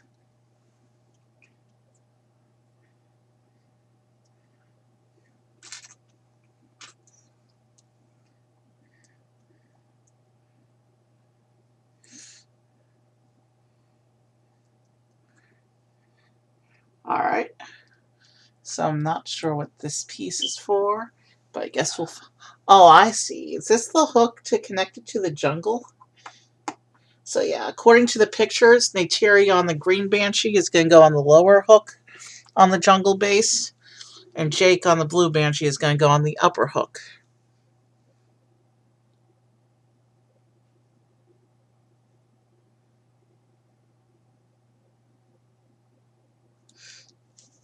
Alright. I need to watch my texts because my brother's going to be leaving work soon, and we'll probably still be going when he gets home, so we need to make sure that he knows that the stream... Oh, I'm skipping a step here. See, I distracted myself.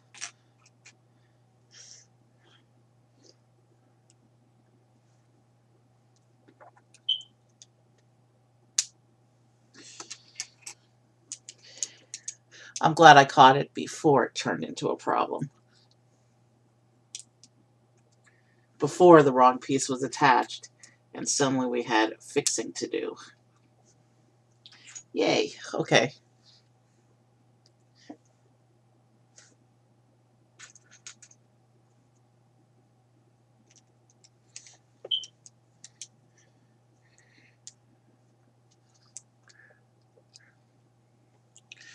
I'm not even concerned about stream length at this time. We're almost 2 hours in, and we just started the first Banshee. Forgive me if I call him Ikran a couple times in the stream, because that's what the Navi call him. Ikran.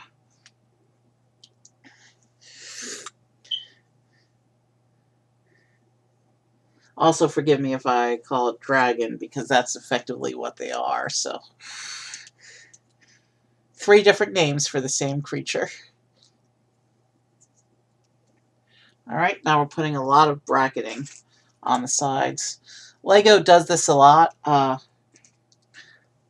Lego does these a lot with animal builds. A lot of the snot techniques with brackets. Snot means studs not on top.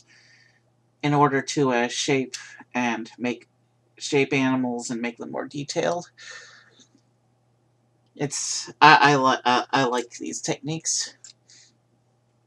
They do it a lot more now than they ever did before. Like in Lego's classic era, they hardly ever did things like this. But the builds look better for it, so I'm glad the builds have gotten more complex over the years. But we have a nice foundation going for our Banshee. We haven't built anything identifiable yet on it. And you know what? Neytiri can face the camera a little bit. Not that it matters, because your attention should be on my hands. But you can stare at the minifigure if you want.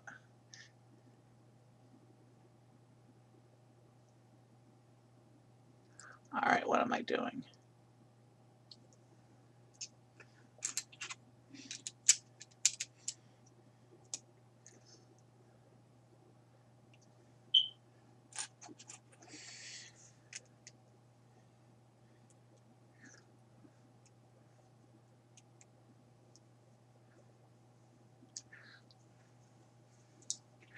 Eventually we'll start putting pieces on that are recognizable body parts. Eventually. But animals always start with the main body portion, which is why it doesn't look like anything yet.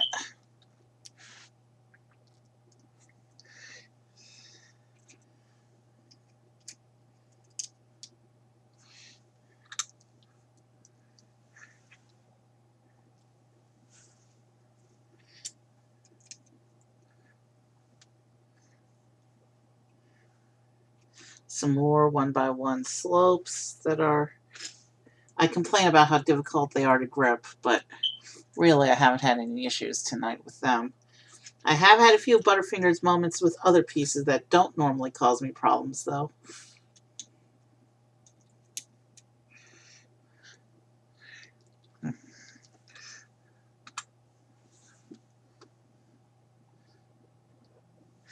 Okay, what's going on here? So I've got a hinge, and then the slope, and then this all goes onto the bracket like that. Okay, I think I got it. And then we have some more bracketing going along the length here.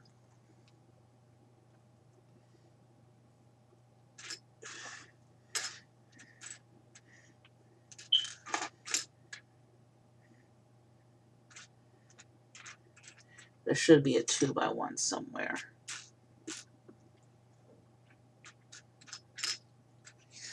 Just a plain 2x1. And I'm not seeing it in the pile.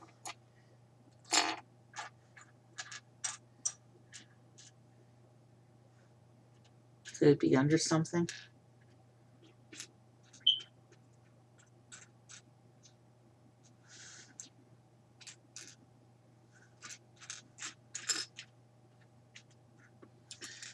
I didn't hear any pieces drop when I dumped out the bag.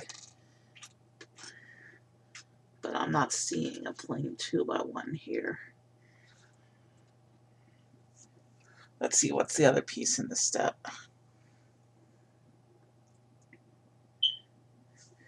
This massive shield-looking piece. This piece was also used for the clock face on Cinderella's castle, obviously in a different color and with printing on it. This piece usually has printing on it because it's usually used for a shield or some architectural detail. But yeah, I really like that pentagon shield piece.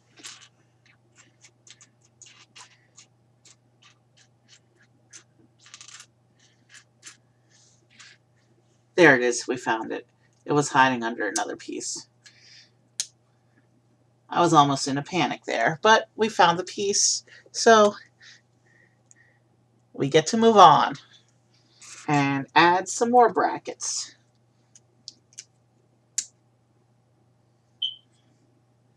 Wow, we have snot studs going on down the entire length of the body. This is going to be one detailed and textured creature when we finish.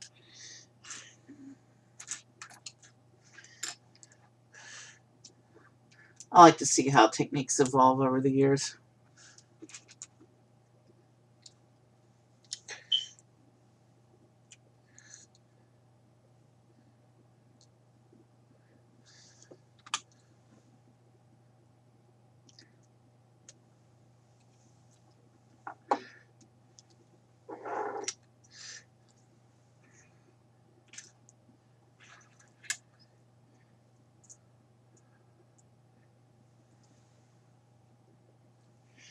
Okay.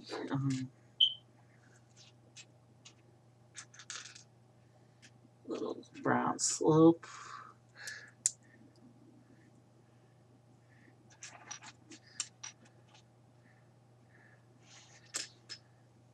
Alright, looks like we're starting to fill in some texture now.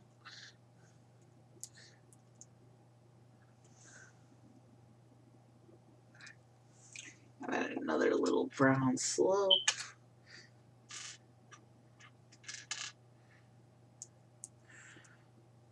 Almost black. This is the dark brown slope. You know what? Let's see if she'll sit. She might be a little more steady that way. And we can raise her spear to act as a kind of a third leg. There.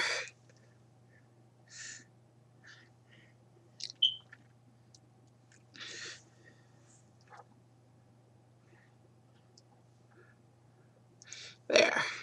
Now she's kind of looking at the camera. Can we recline her a bit so she can relax. Yeah, and she's balancing on her tail now. There we go. She might be a little more stable than if she was standing. The extra height, I think, makes her a little top heavy.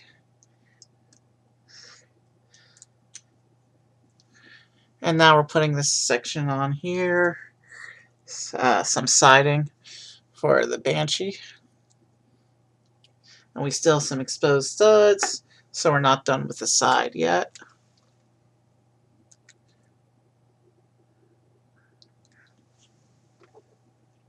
Oof. And then we'll put this little clip here, and then a little tiny tile right next to it.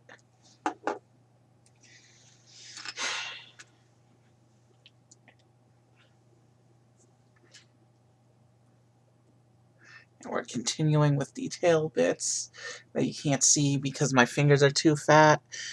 And total drop frames is back. The number is slowly backing down, so it looks like we might be past the worst of the lag issues.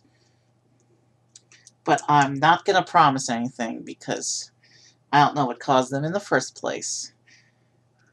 I hope they're going away for the rest of the stream, though.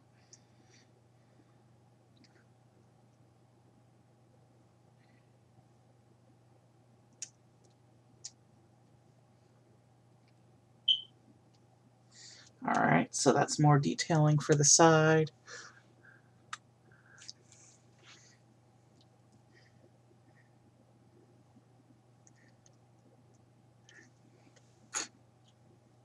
I do like this tealish color that they've got going on for this dragon, to distinguish it from the deep blue of the other Ikran.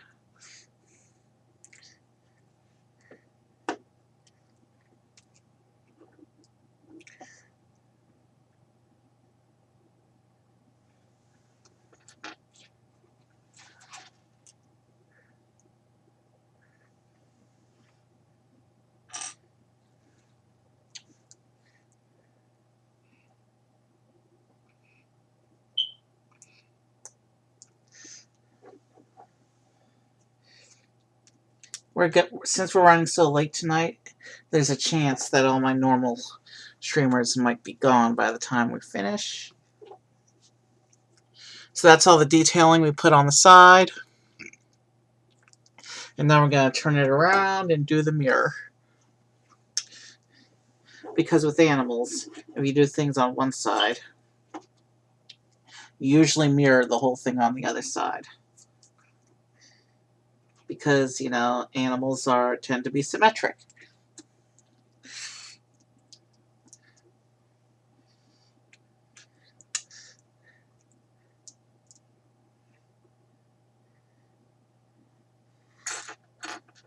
And our stock of available pieces is quickly diminishing, which is a good thing, because it means we're making progress. And pretty soon, it'll be really easy to spot the specific piece that we need for any given step.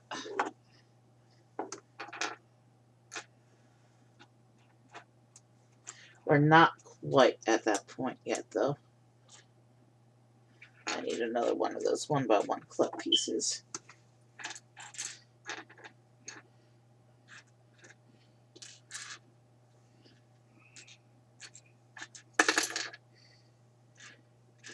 There, got it.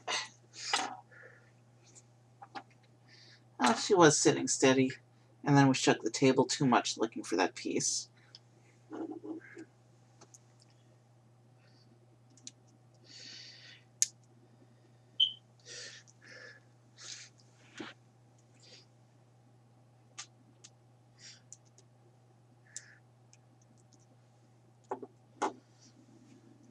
Okay, we're just going to keep going until it's done at this point.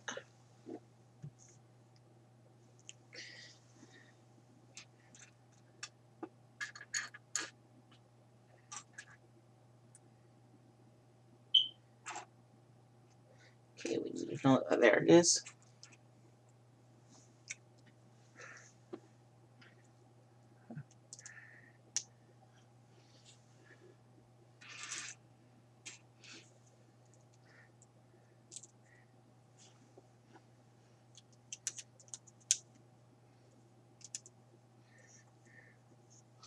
And then we have to do another one of these bits.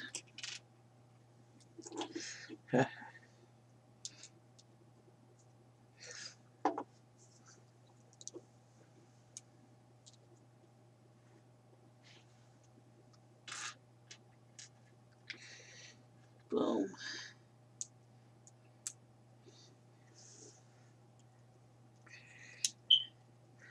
And we're about halfway done with the build now. Here's the body so far. And now it looks like we're about to add some of the articulation. The central body, just a brick, but once you add all the limbs and body parts and stuff, it becomes articulated. And that's one of the cool things about brick-built animals, is that they can be built to be posed, whereas they don't do that with a lot of the single-piece animals, the classic style animals. Those tend not to be posable. Occasionally there will be a limb or two that they mold as a separate piece. But anyway.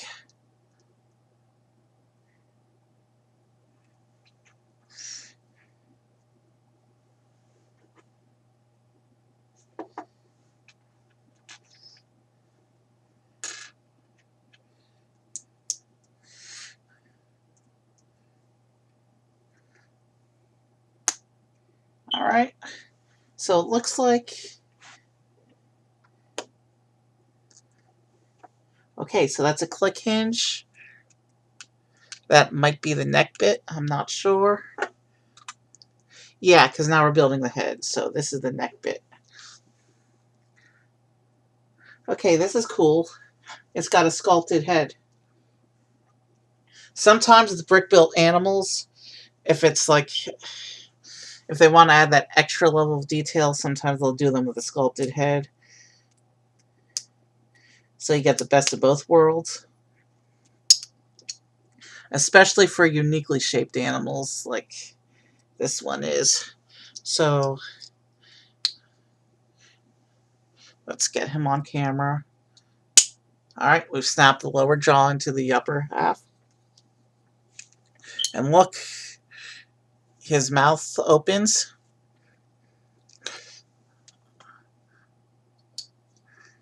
And you can see some teeth in there. And his mouth opens even farther, but it's hard to do without anything to grip on.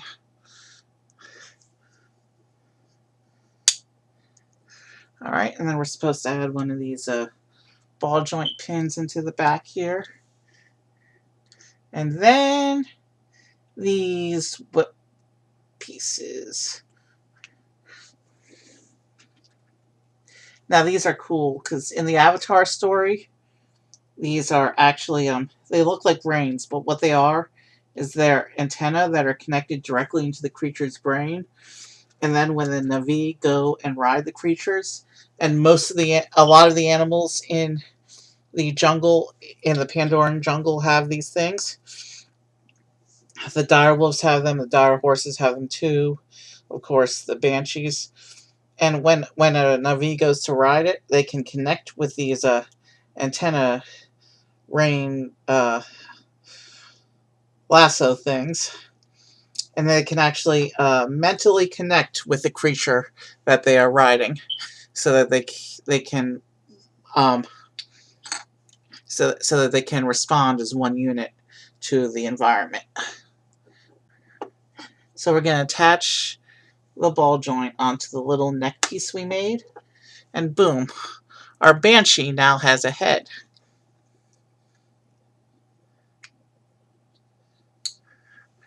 And now he's mad at us because he doesn't have any limbs. We need to get working on that. And here's a picture of Neytiri handling a Banshee before the ride. And now let's move on. So now we're working on the Banshee's tail section, according, I think, from what I can tell from this picture.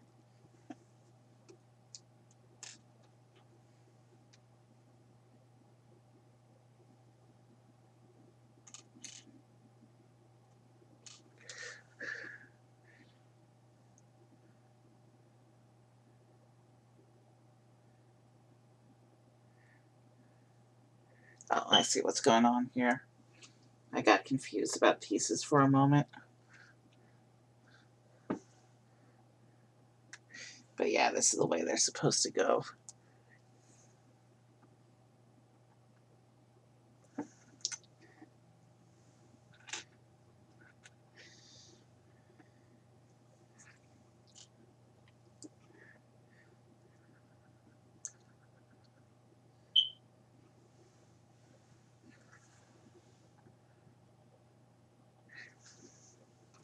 Now we need to find a piece. There it is.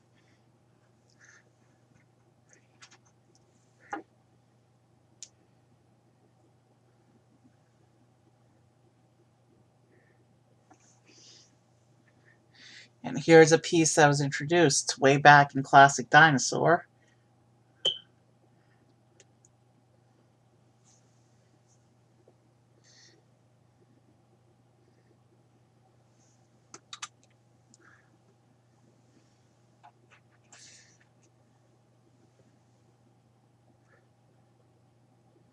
And boom, we have a tail that will pin into the back like that.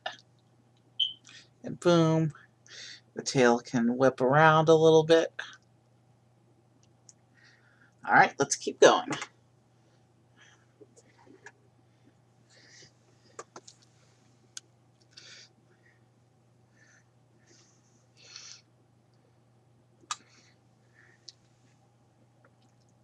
Okay, now we're adding what looks like joint pieces to facilitate the addition of legs onto these little hinge bits that we put on the side earlier.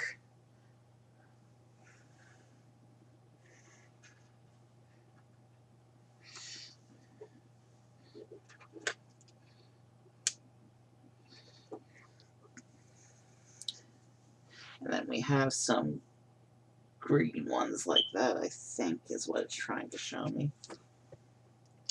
Yeah.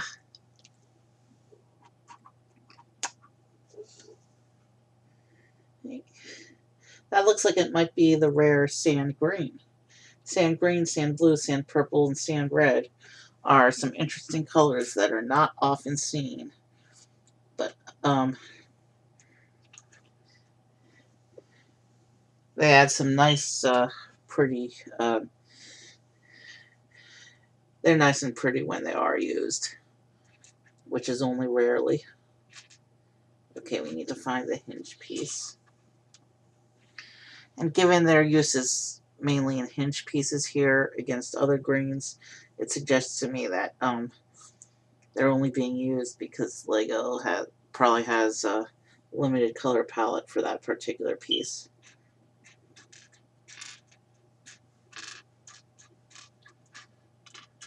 But it's still cool to see them, even if you won't be able to see that color when the build is done. Alright, where's the other one? Okay, am I missing a piece again? It's distinct from the other green, so I would know if I was missing a piece again.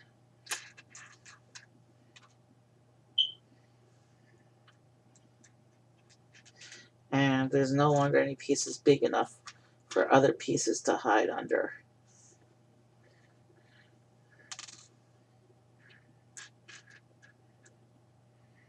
Okay.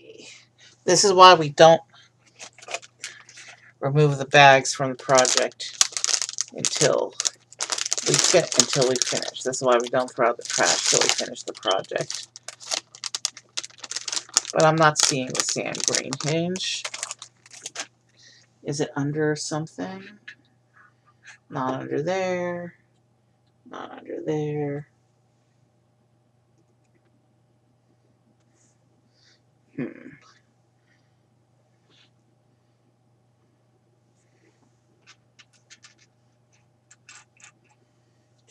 Did it fall when I wasn't noticing?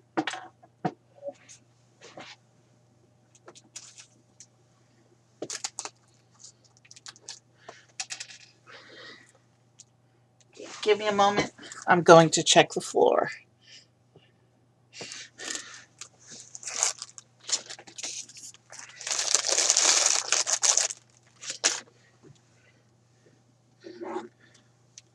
I'm going to check camera flashlight first.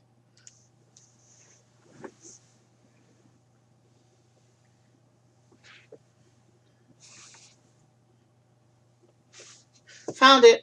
It had fallen on the floor. And because of its color, it blended with the carpet where I couldn't see it. That's why it's always good to have a flashlight on hand when you're working with Lego. Okay, that could have been a disaster as pieces started rolling, but they bumped into other pieces and stopped. So we found our piece. No more crisis. Of course, the Banshee just kicked an cherry over.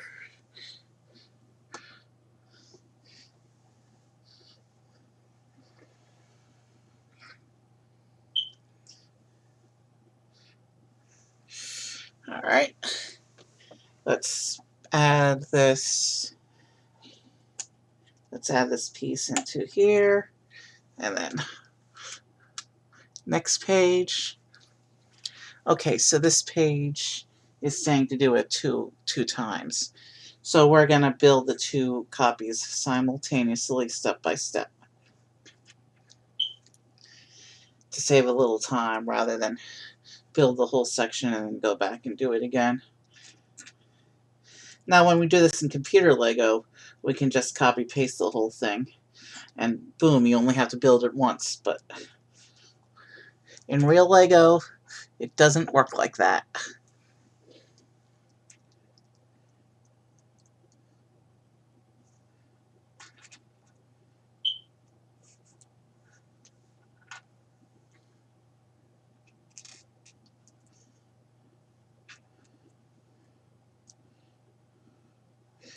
Alright, we're flashing red again, but overall we seem to have less lag spikes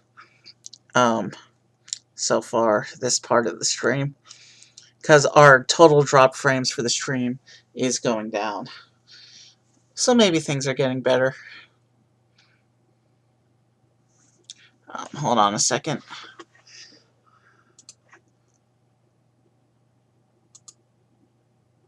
I want to make sure that we're still connected on the Twitch side.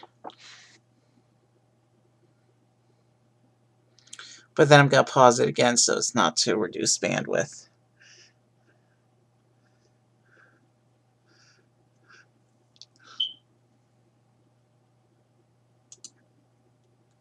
Okay, so it looks like things are working again now.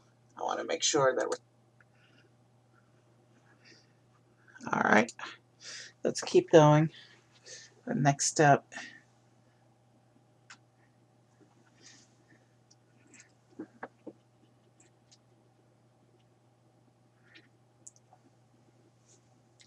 I think these are the pieces it's talking about.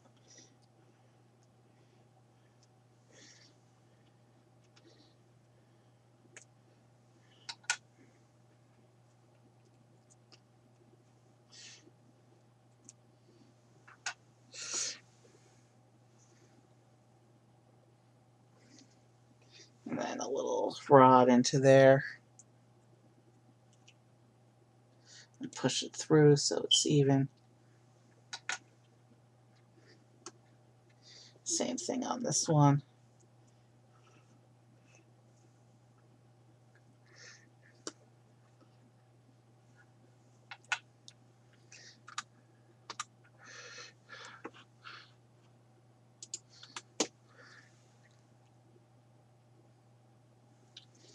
Now we need those other sand grain pieces that we were so concerned about before.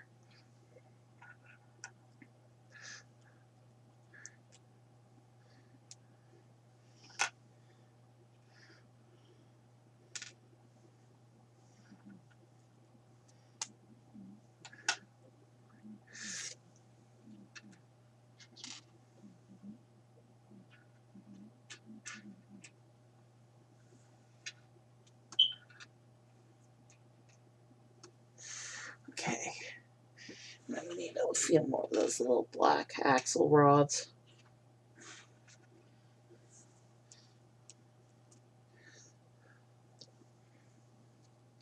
And the cap here.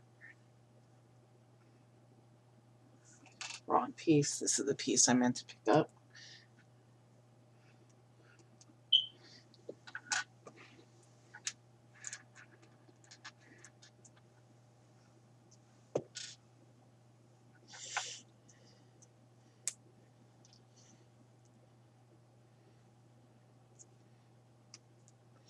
All right.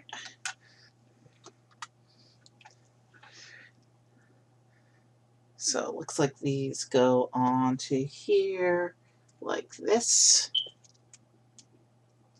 So these must be parts of the back legs. Part of the back legs, I should say.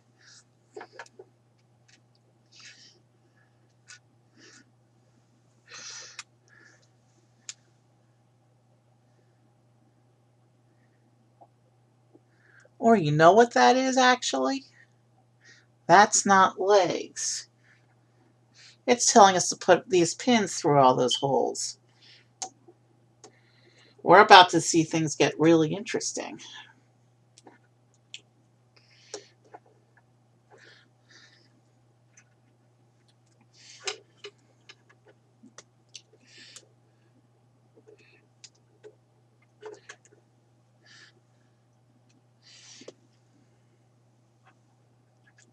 So maybe the creature doesn't have legs.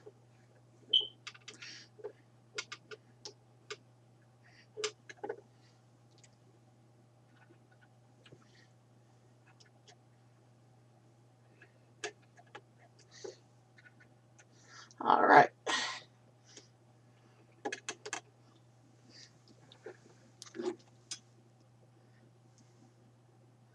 It's almost 11. And we still have another whole Banshee to build after this one. Okay. Guess what it's time for?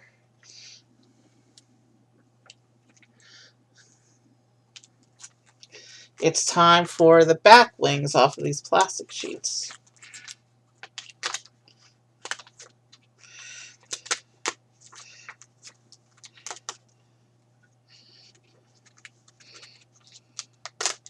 Printed side up, of course. You can still kind of see through from the non-printed side, but the details should be on top.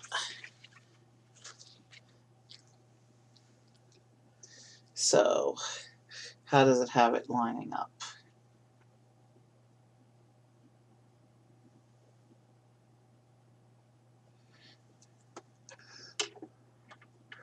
We're supposed to poke it, these holes into the pins, I think, like this. And I have to be careful because this feels like it might tear.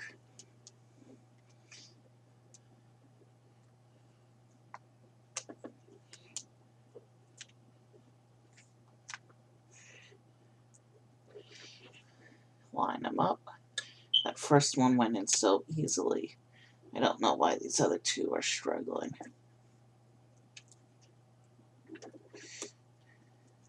Alright, that's 2 down on this side.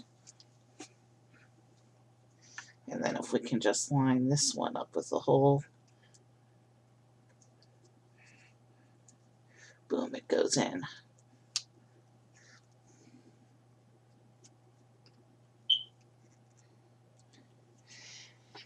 There's one back wing on.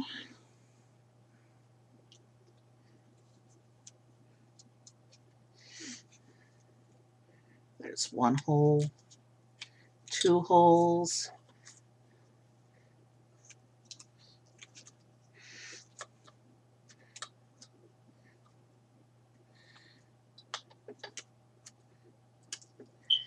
if we can just get this last one to line up and go through.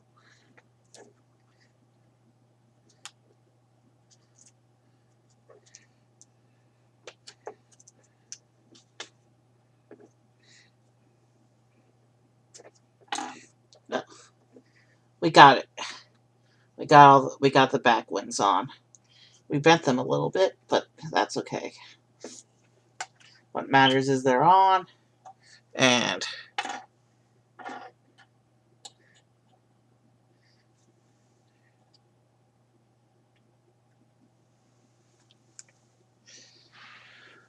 all right, what's next? We're building another 2 times. It looks like this is to build the front wings.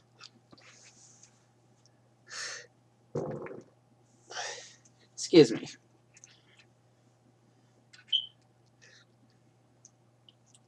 And it looks like this is an absolutely massive structure that we need to build twice. So hopefully there's room in my on my table to do it 2 times and have everything else. So there, we'll do it like that.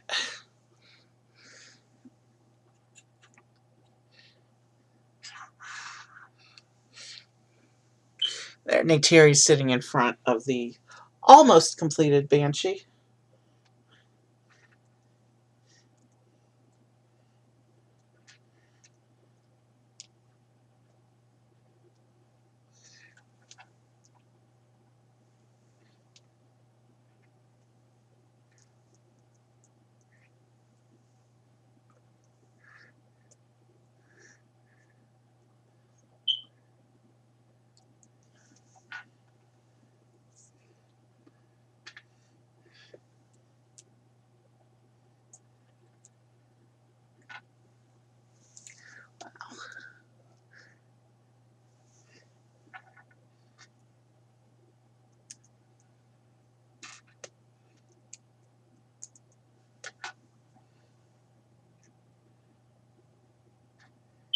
So yeah, the holiday season is upon us now that Thanksgiving is over.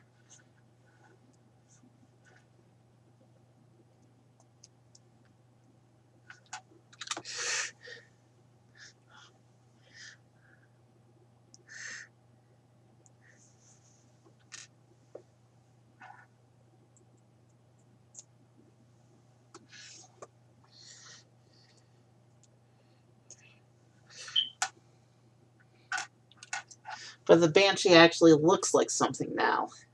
It's not just a lump of shapeless, unrecognizable bricks anymore.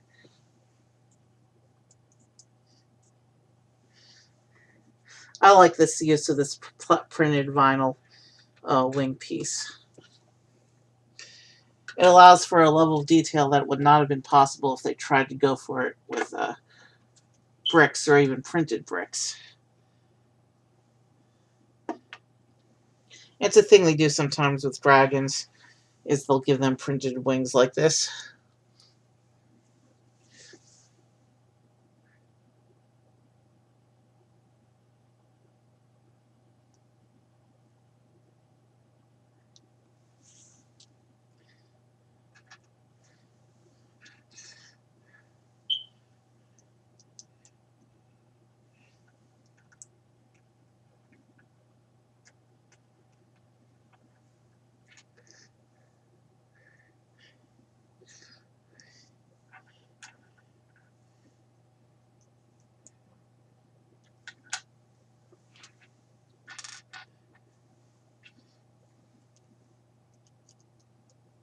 Alright, this is coming along nicely.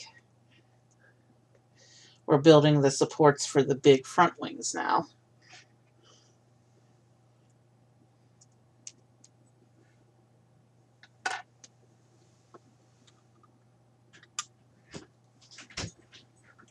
And my brother's home from work.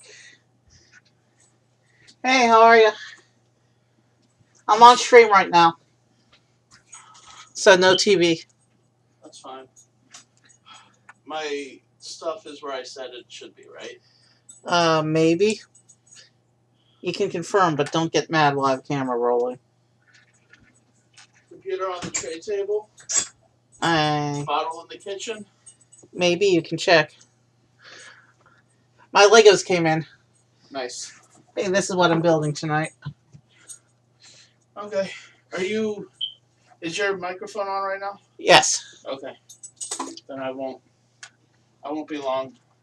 I'll move Mom's mail in a couple minutes. Let me get situated, and then I will take care of this. Okay? Okay.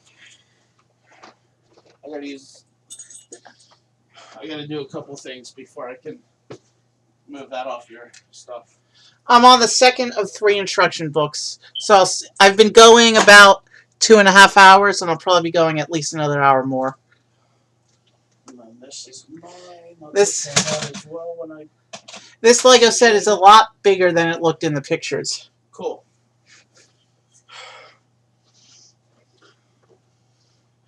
Okay, so this wing looks like it's going to have a claw on it.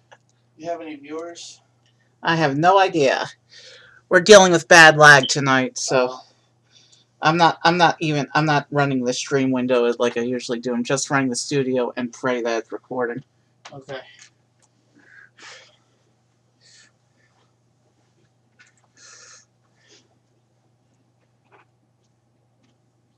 Alright, so we'll make the claw for the other wing, like this. And we'll attach that on to here.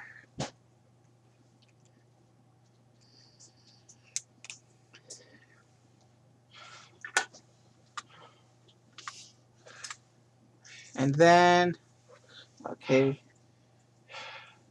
So I got my schedule. I gotta tell you this real quick. Yeah, if microphone's still running, is that I know. okay? Next Monday, maintenance. You know how today was 12 to 8:30? What? Next Monday is 10 to 8. Oh. So when's your next actual day off? Because you need to schedule getting those cubes cleared. Actual day off between work and school.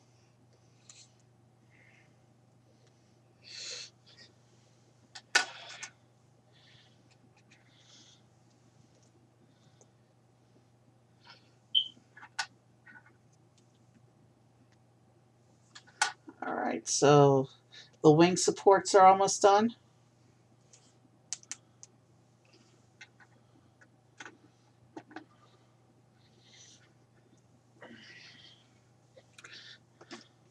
Oh, this is what the display stand looks like. It's a piece of the jungle with the floating mountains.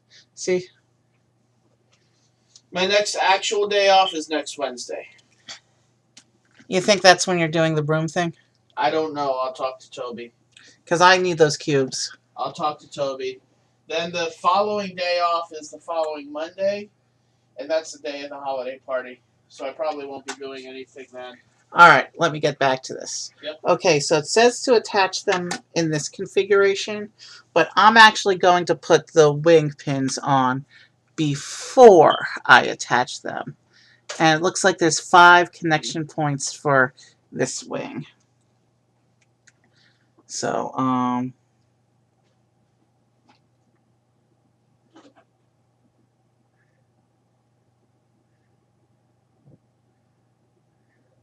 only seeing 4 in the picture. Let's see. Oh, I see where the last one is.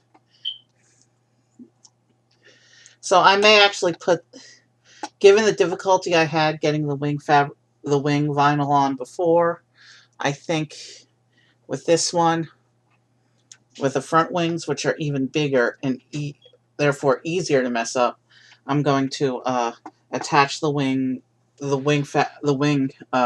pieces to the structure before I actually put the wing structures onto the model. It'll be smarter to do it that way, I think.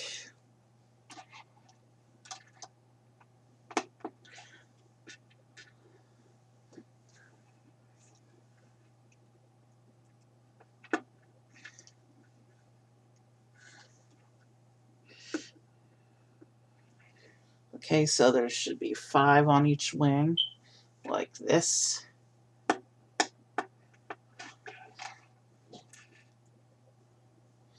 And guess what? We have to do this all over again with a with another Banshee in a slightly different color scheme.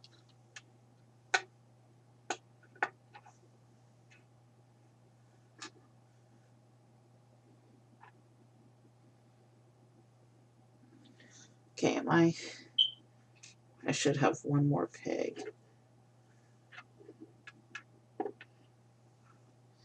Okay, I'm missing a piece again. Let's check the floor. Found it. I'll make her knock down.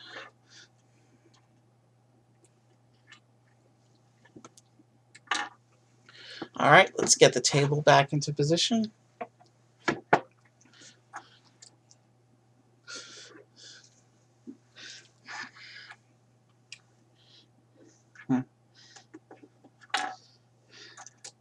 And we come here, and we have the big wing pieces to deal with.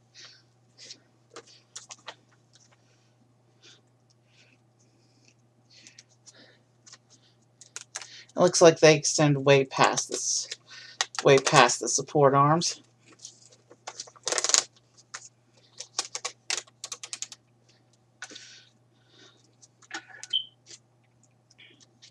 Let's attach the wing sheet before we attach the wings to the body.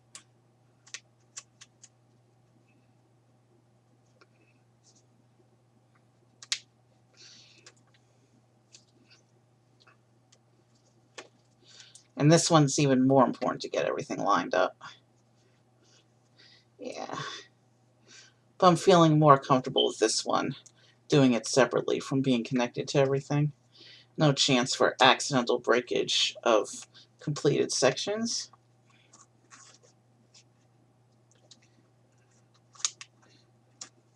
And just like that, see how much quicker that wing was not connected? So let's pull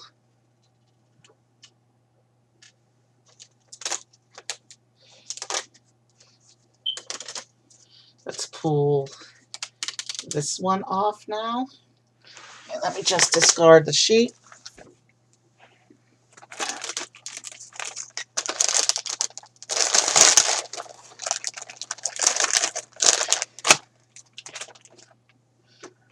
You can see the claw extends forward past the wing sheet.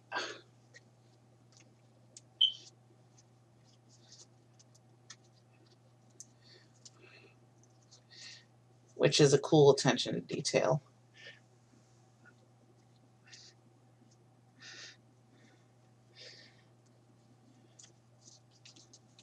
On the other Banshees, there were actually legs under the wings as well. But with Lego, sometimes you have to take liberties to make the model work with the pieces that exist.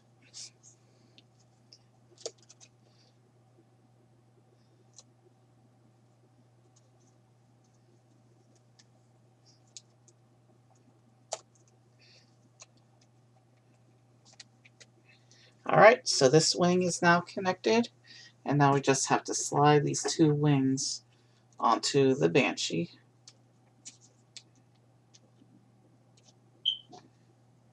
Like so. Overlapping the back wings like that. And then we just do the same thing on this side.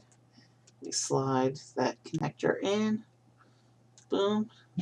And now we can make a flight pose like this.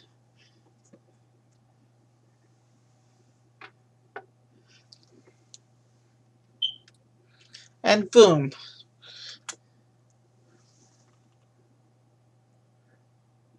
Alright, and then there's a little Technic piece here that we have to plug into his bottom. And this will allow the Banshee to connect to the stand later.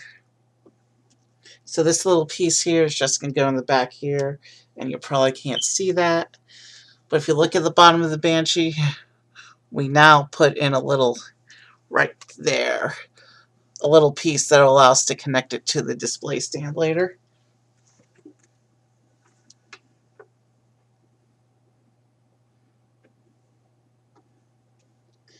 So yeah, this is very posable. The wings move up and down.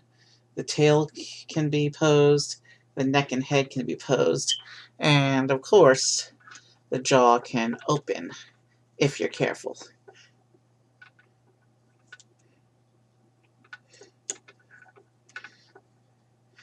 There we go.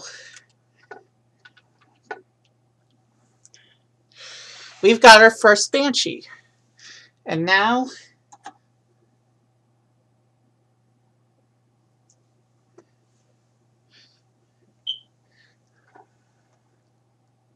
how they have her sitting.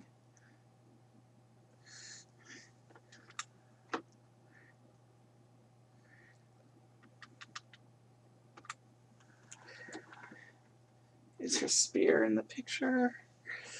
I can't tell.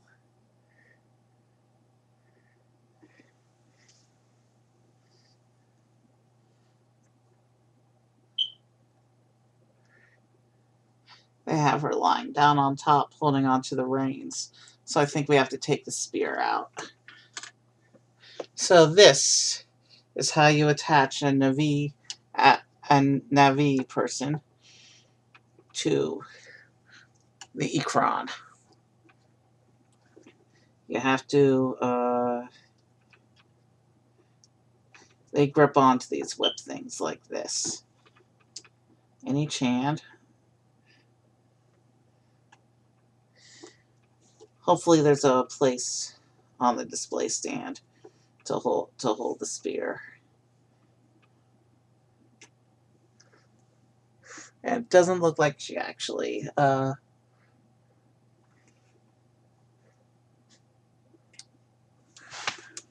I did that incorrectly. Okay, she's actually much higher up on the piece with a much more secure connection. What happens is, I'm trying to make sense of how the riding is supposed to take place.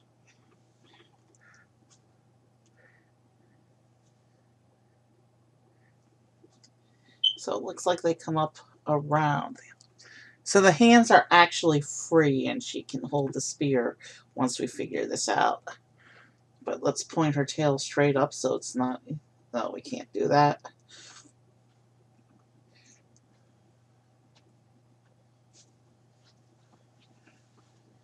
Okay, how are we supposed to connect these?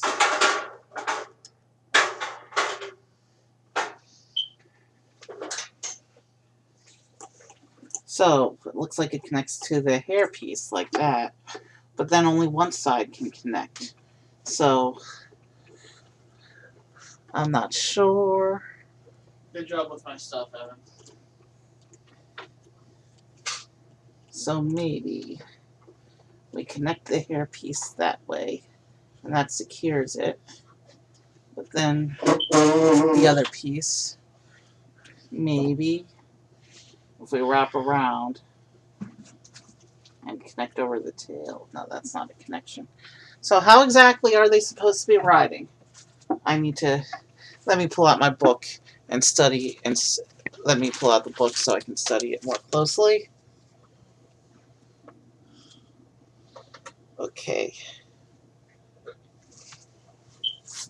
So...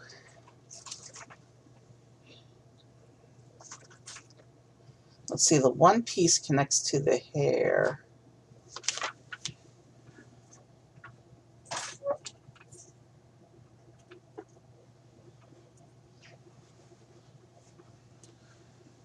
Unless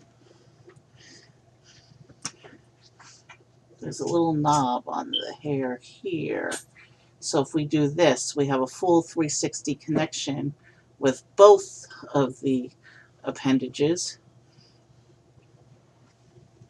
It's tenuous at best, but it will hold her in place if we have everything lined up right. And now the hair is coming off her head. So let's fix the hair first, and then we'll fix the rest of the positioning. But I think we figured it out.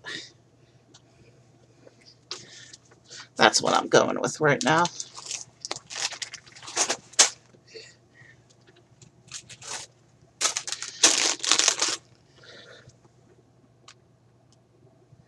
Alright, let's fix her hair.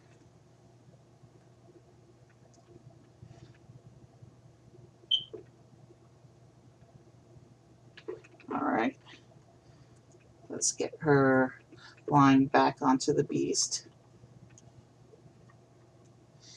And then let's pull the other.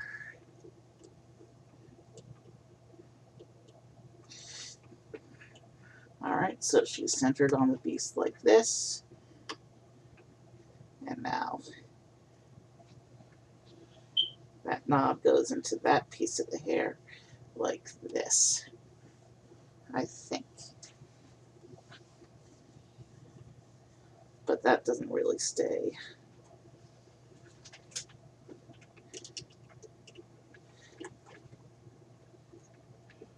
Oh yeah, here's what I'm missing. She's supposed to connect her legs to the creature's back like that. And with the legs connected, now the two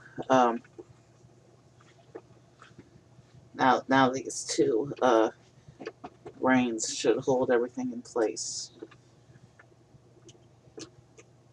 One single item. When I told you, I'm on camera. I know. Microphone going. I know. Are you gonna chew me out in front of No, I'm everybody? not going to chew you out. I'm just not going to ask you where one thing is, because there's one thing I did not mention that I left on the table, and I don't know where it is. What's that? My e-reader. It's probably with the stuff that I assumed was Mom's. So check her bed. Okay. So maybe we don't do anything with this side. We've spent a lot of time on this already. I'm gonna say it's good enough. Whether it's correct or not, I'm gonna say it's good enough. Let's push these aside. And we'll let her hold the spear in her free hand. Thank you. And we'll make her a lefty. And we'll raise that up out of the way of the wing. And of course she has to hold it much farther down. There we go. Spear in hunting position. And boom. Alright.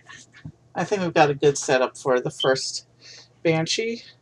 A little bit of an open mouth. I'll lower the wing for now so it stays balanced. And here's Neytiri riding the green teal Banshee. And spear ready for the hunt.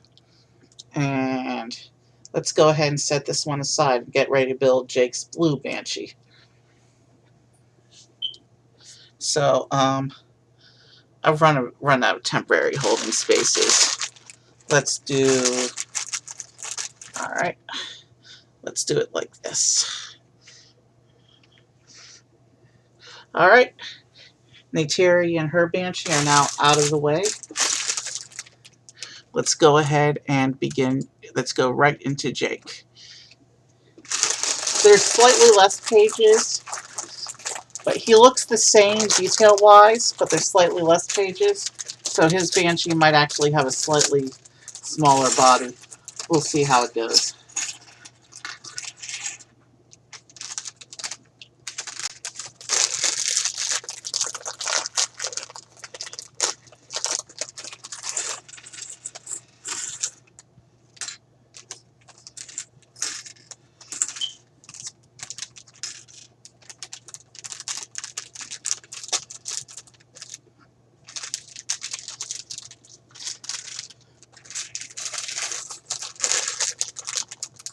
Alright, we're going right into it.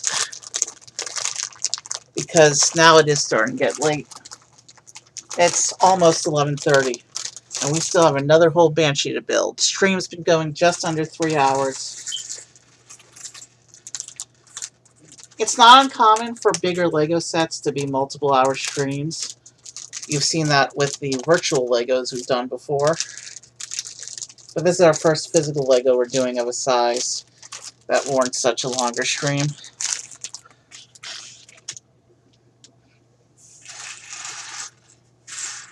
Alright, let's set these aside. Let's set these over.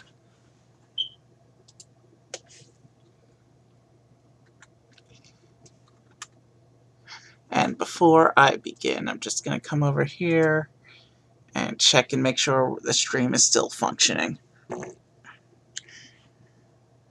Excuse me, I burped.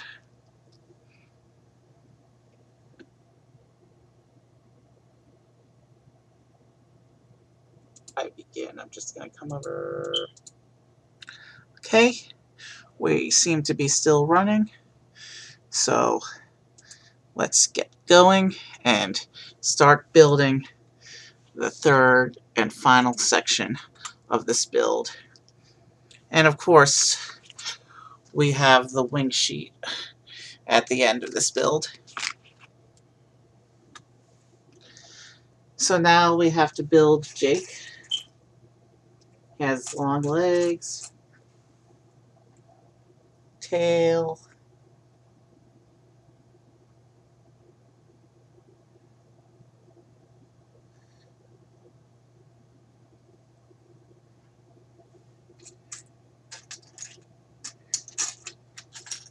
body,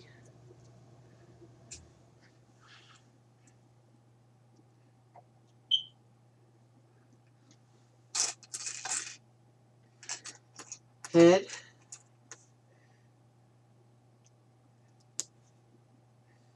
and then he gets a hairpiece.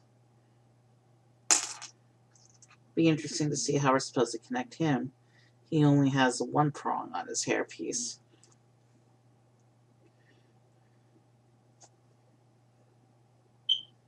Well, he too gets a spear. So let's go ahead and find the pieces for that.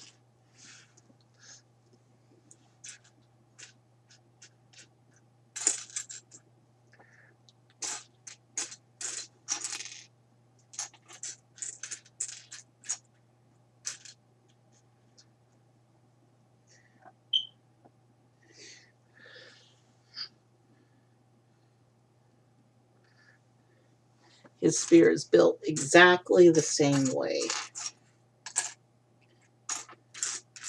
So if I have trouble digging it out, I could just take the spare piece that we pushed aside a few minutes ago. But nope, it's right there.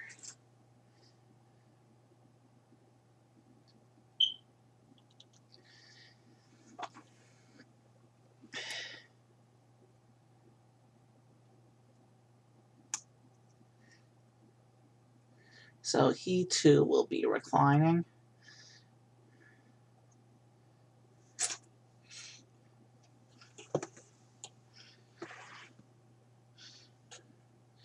He may not be in the way over here in the corner, but let's adjust his position so he's a little more stable.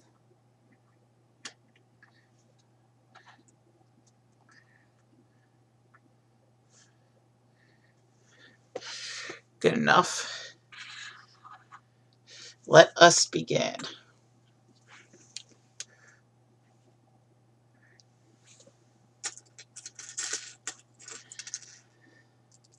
And we'll start by building this body. Same way we built the other one, but with different colors.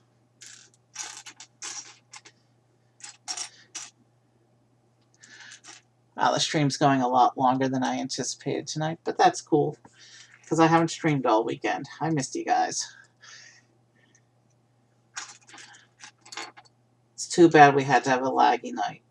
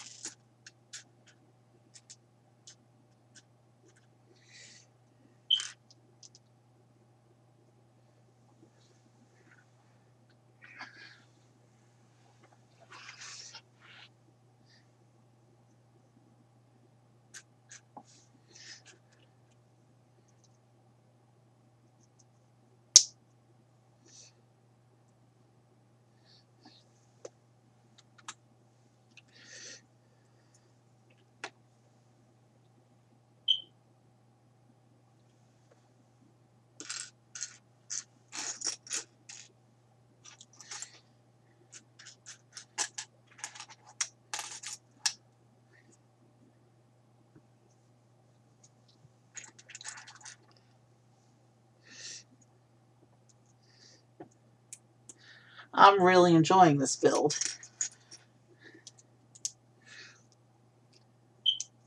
It's a clever design.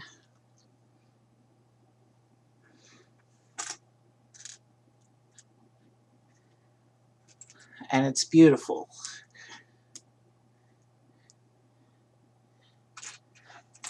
Things that come from Pandora, like I said, tend to be beautiful, but deadly. Beautiful and deadly.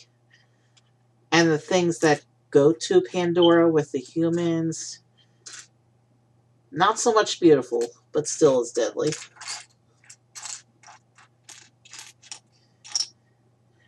The humans go there to make a mess of things. Yeah. Avatar is basically Pocahontas in space. I don't know if you know that meme or whatever, but that's kind of the gist of the plot of the movie. At least with the Animal Kingdom land, they've done a post-movie setting where things are a lot more peaceful. It's more about science there.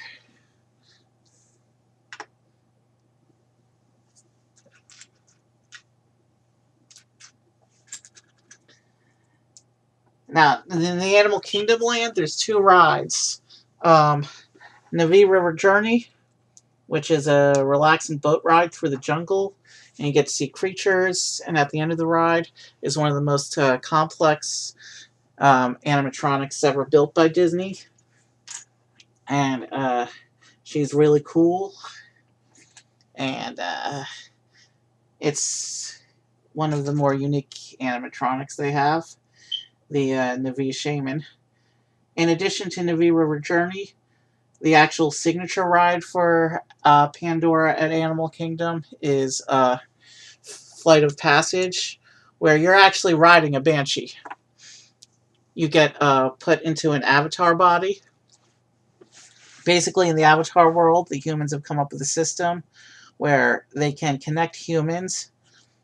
They can connect the human mind with a dormant, brainless avatar body so that the human can explore the world as in a Navi body. And that's what they do in Flight of Passage, is you warp to a Navi who's you basically ride a Banshee through the various biomes of Pandora. One of the greatest, most memorable rides I've ever experienced at Disney. And I heard a rumor that they're going to bring it to the California resort as well. But I haven't. Don't quote me on that, because I have not researched that. I don't know if it's true or not, so don't quote me on that. But it'd be cool if they did, because that's one of the coolest rides that the Imagineers ever put together.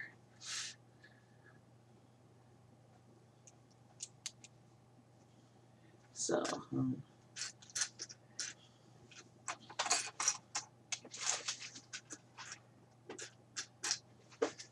oh man, I was totally off camera for that. Sorry.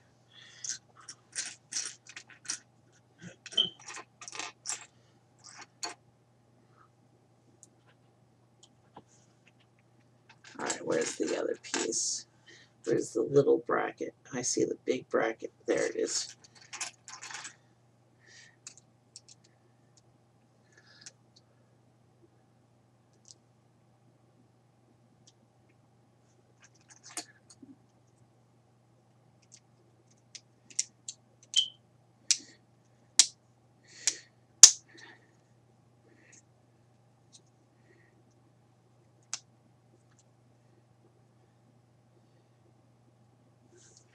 So yeah.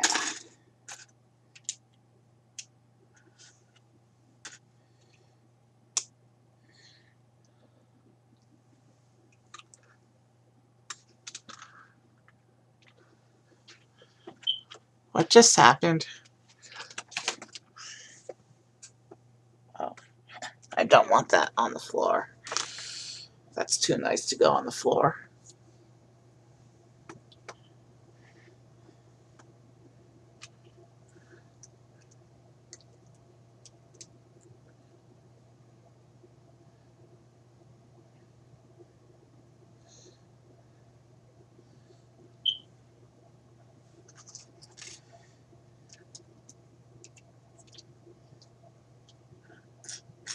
So yeah.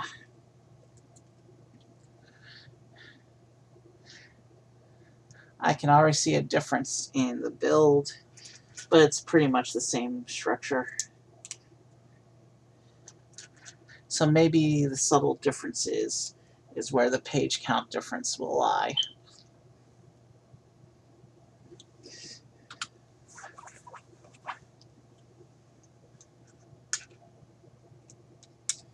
We're already about a quarter of the instructions through this Banshee, and with this Banshee we'll use what we learned from the first one, which is when we build the wing supports, attach the wing vinyl pieces before we put the wing support pieces onto the body.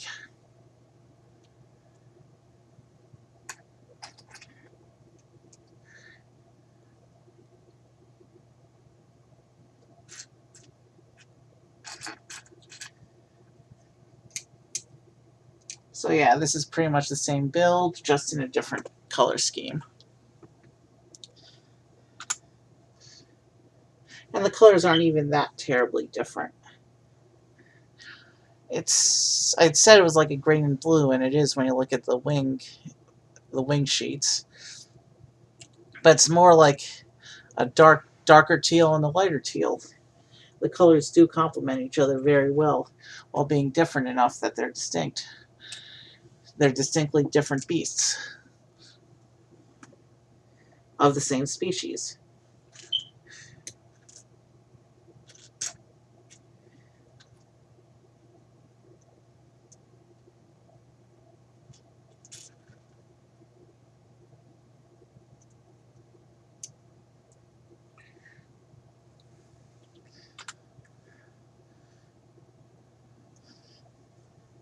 I will say this. I'm glad we're not dealing with stickers tonight.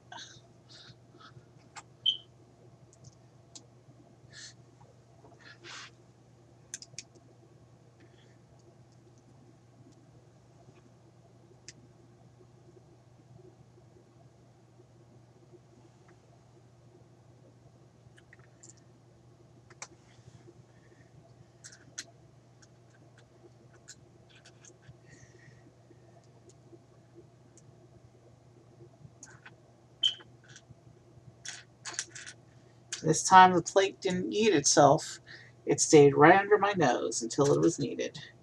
Very good.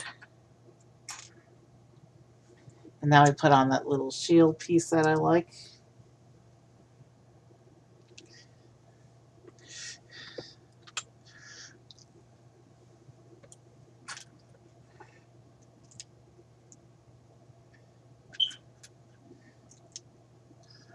And then we do some more pieces. And we keep adding pieces until it is done. That's generally how you build Lego, is you keep adding pieces until the model is finished.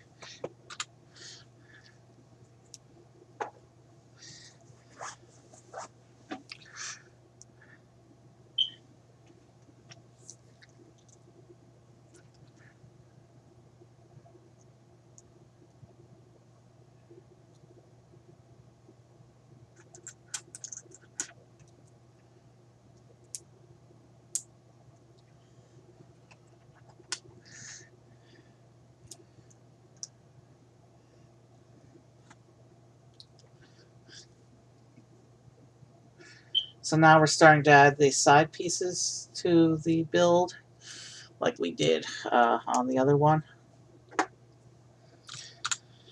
At this point, I'm not going to worry too much about stopping to pose views for the camera. We're over 3 hours at this point, and it's getting late, and we need to get this finished. So I'm going to try and power through as efficiently as possible on this one. Now that we know what to expect with the build, we shouldn't get caught up on any parts of it. So let's just keep going nonstop.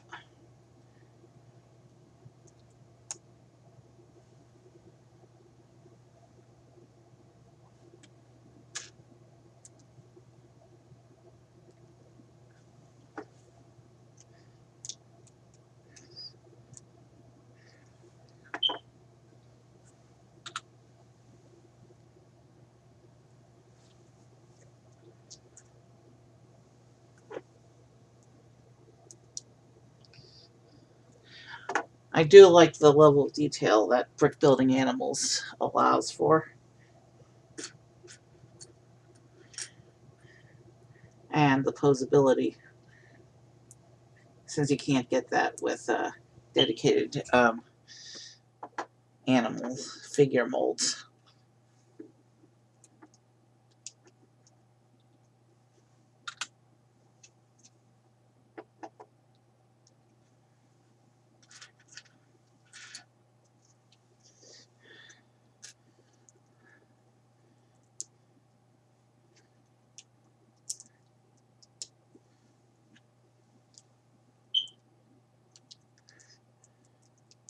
So yeah, sorry if a lot of this goes off camera. I'm just trying to rush through at this point.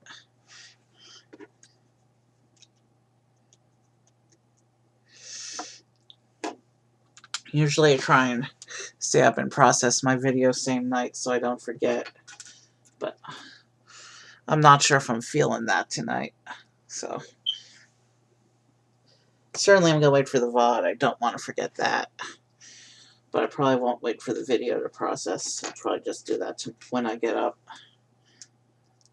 This is a longer video, so the upload to YouTube might take a couple hours.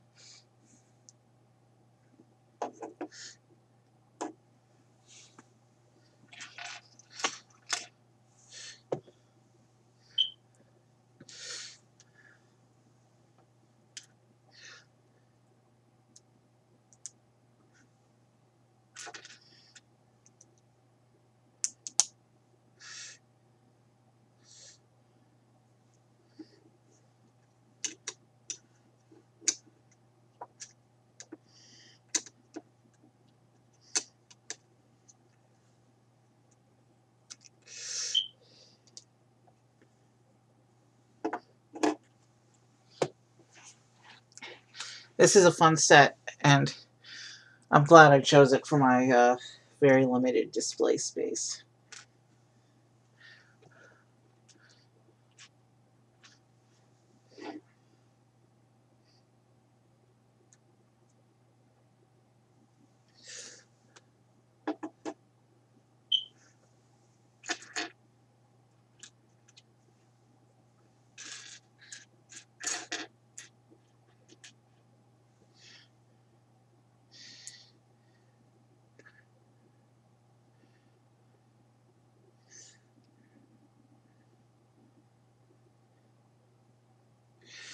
Yeah. It helps to actually put the piece in all the way.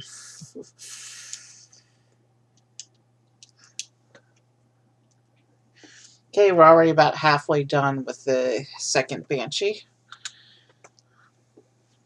Now we're going to build the next section.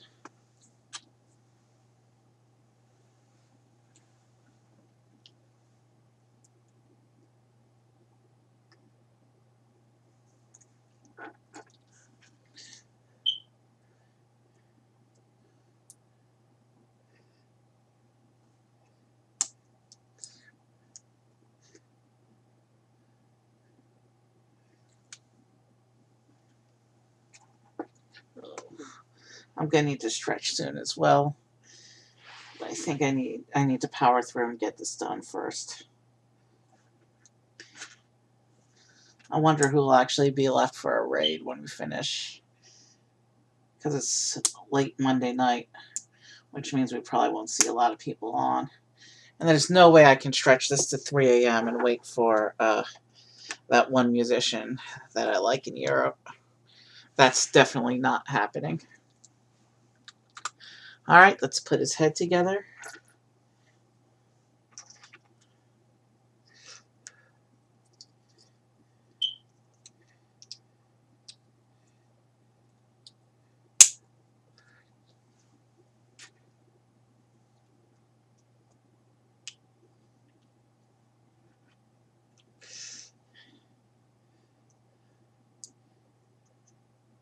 I will take a moment to show you this one's head, just because you got to see the other one's head. And we just finished adding the appendages. It would help if I put them in the right way, of course.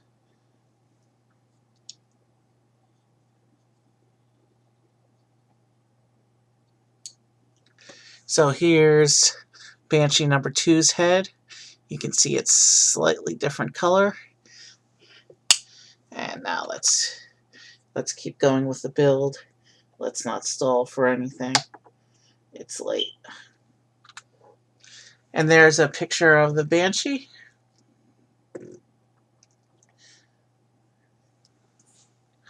And let's move on and build the tail.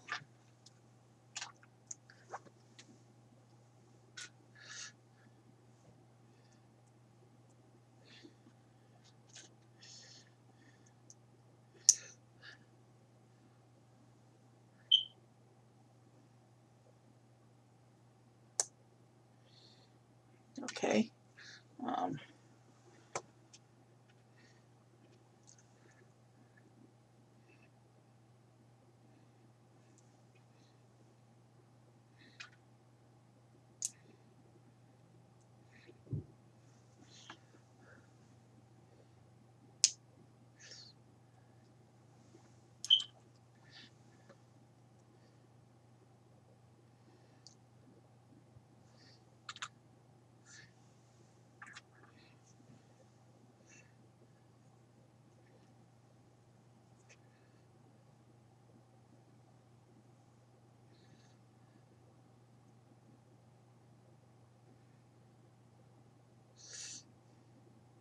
Alright, so we're just gonna... The tail's the same, except in another color. So yeah, the build's like all the way the same. I don't know why there's so many less pages on this one. Maybe it does a couple steps more efficiently. That's all I can think of.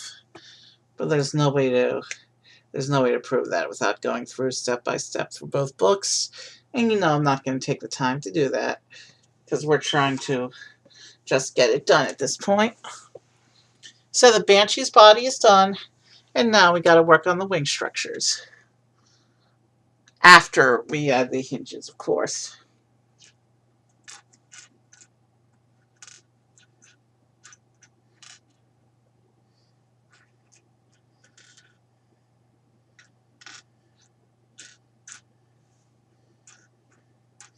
In this one they have, okay, we found one of the pieces.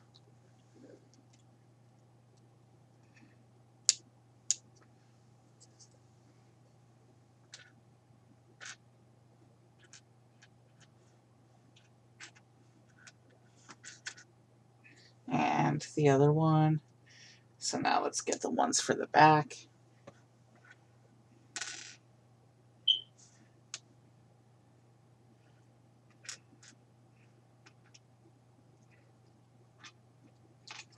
Yeah.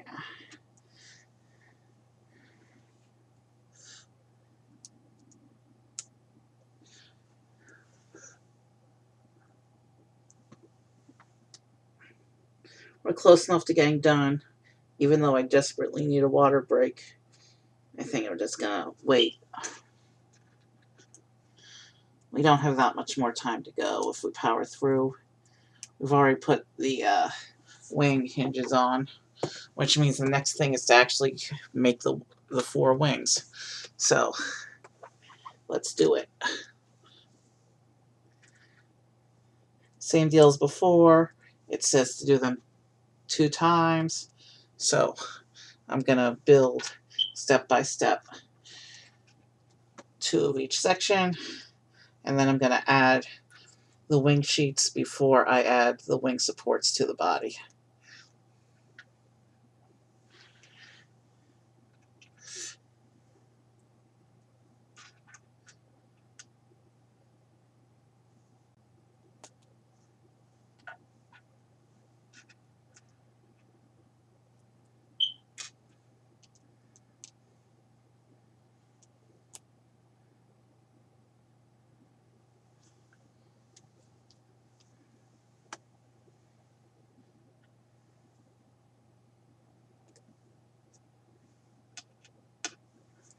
Sorry if I do any of this off camera. I'm just trying to rush through at this point. Stream's gone on too long. Lag is picking up again. Maybe we can finish within 3.5. We're already working on the wing supports, so it's possible, but well, it'll be close to 3.5. It may go a little over. We're at about 3.25 right now.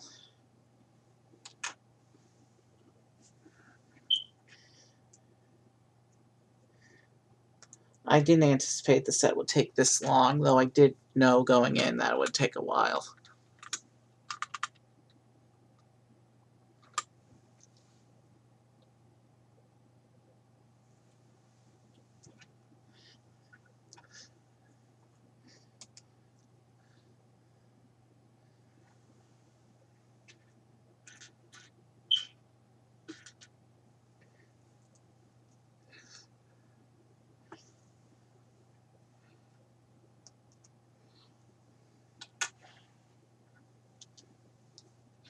Okay, this one goes there. Then I need... And there's slight distinctions between all the different types of Technic axles and pins. So yes, it does matter that you get the correct piece, even though they all look similar.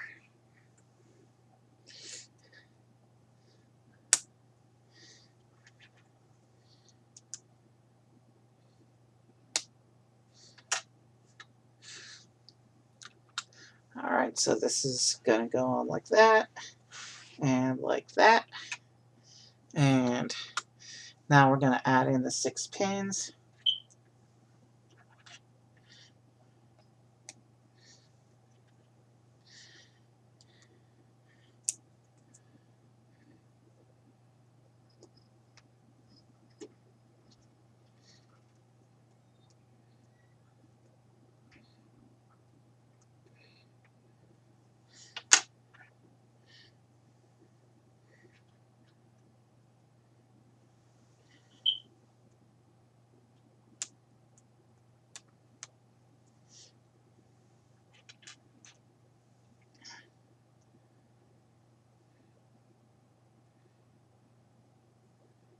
Alright.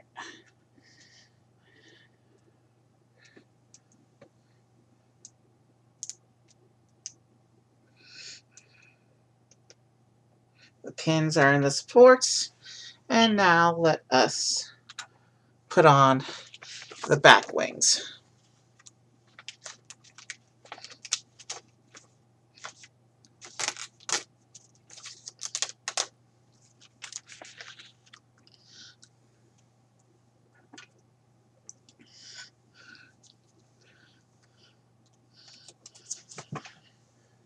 And I just had a Butterfingers moment, which means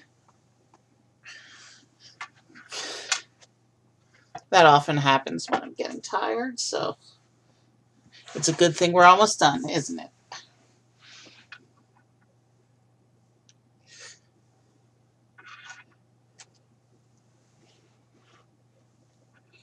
Alright, let's try and get things connected in here.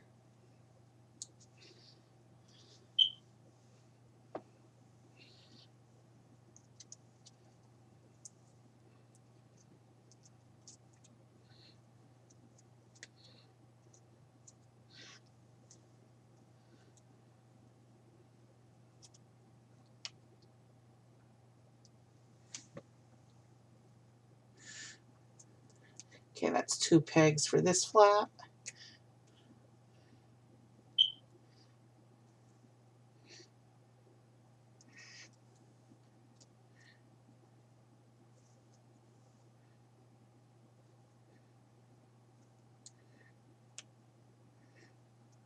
And then 3. So this back wing will plug in here.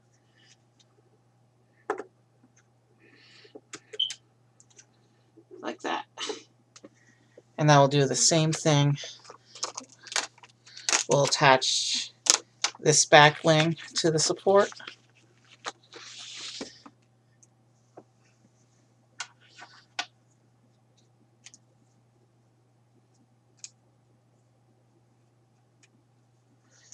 Okay, that one popped right in.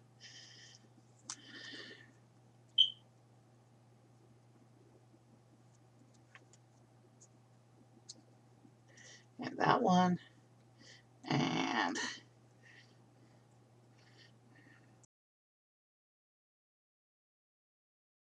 let's get this last pin into the wing so that we can attach the other back wing. There we go. And then this section will come onto here like this. And just like that, the back wings are done. And we can start the front wing structures.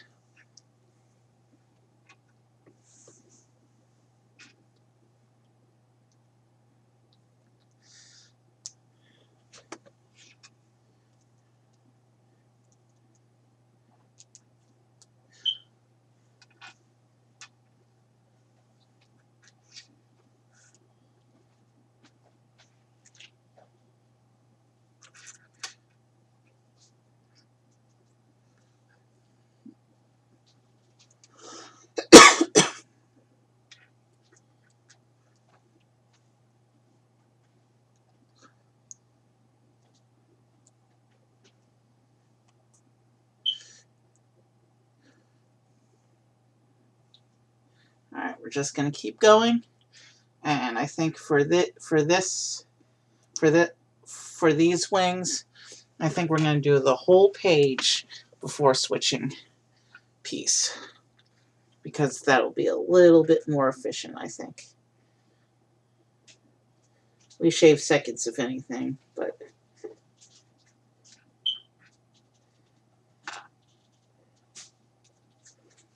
I seem to be missing a white piece.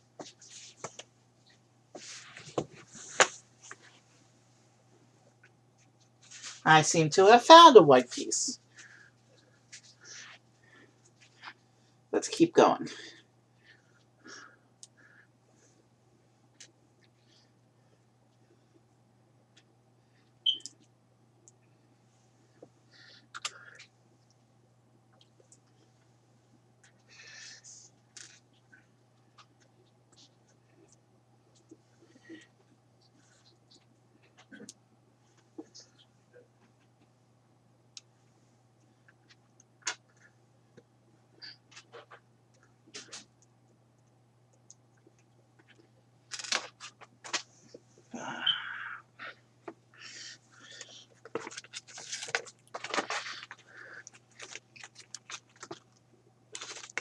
Oof, flag's gone way up this section. Even worse than before.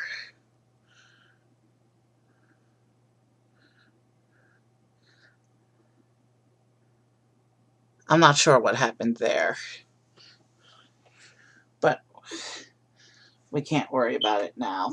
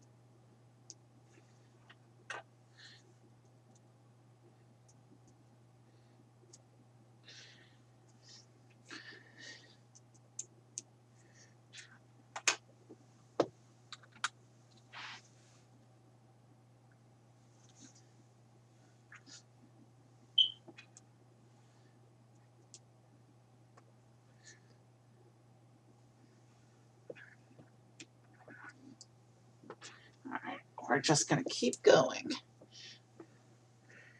Yeah, we're not going to beat 3.5 minutes, but it'll be close. I mean, 3.5 hours. Sorry. I must really be tired at this point. Yeah, not video processing tonight.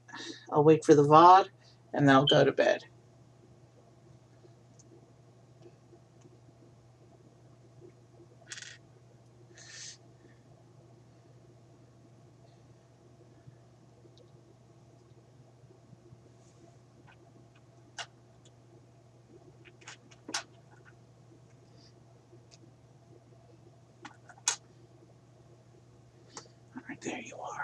Um,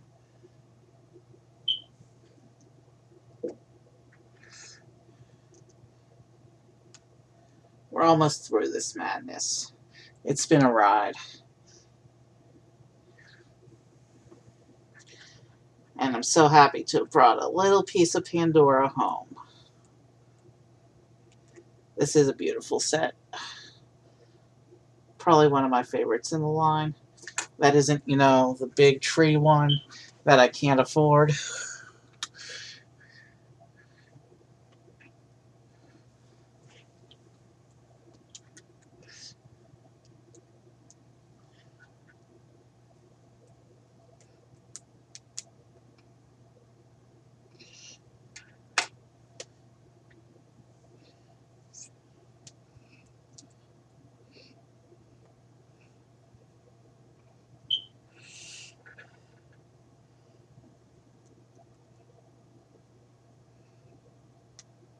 What's interesting about the Avatar line is it's one of the very few full waves not to get any sort of polybag or blister or tiny impulse set with like one figure.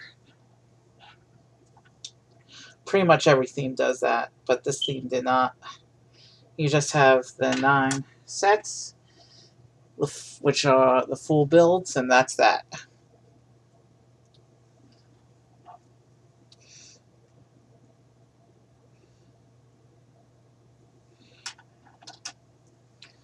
Okay. I'm going to try and secure the 5 Chima Legend Beasts as well. They're all small sets.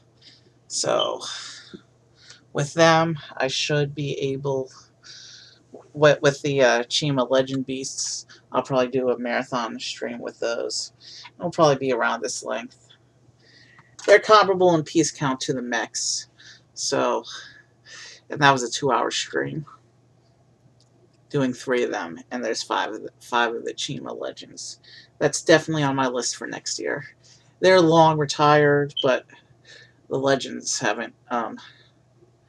not inflated much, so it shouldn't be too hard to get them.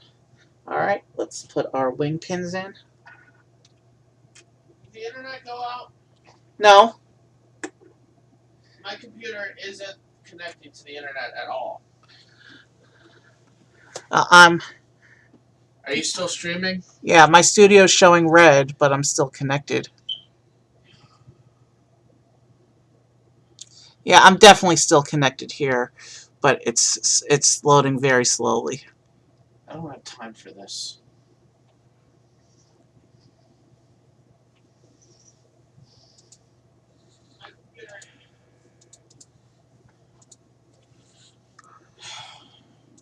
You're not going to let me do a power cycle because you're connected and you want to. Well, we're almost done. We're almost done with stream. So if you want to try resetting the internet after the stream, you can. How long do you have? I'm like on the last. I'm on the last section of the last. How much time?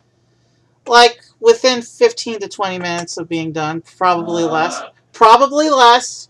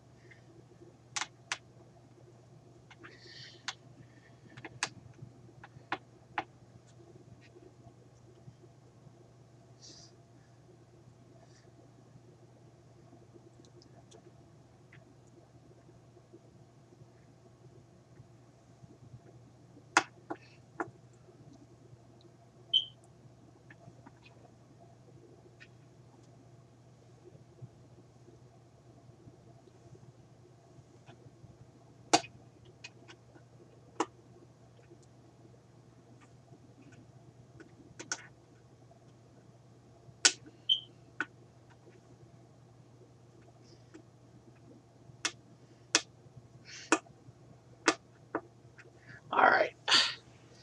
The wing pins are in. And let us proceed to the wing sheets. We're up to 70% dropped frames over the entire course of the stream. So you'll probably see this. You'll probably see the video slideshow style. I hate when that happens, but nothing we can do about it.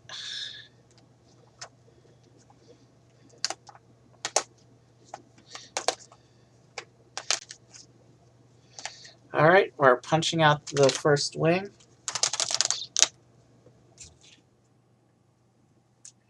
Let's take these aside.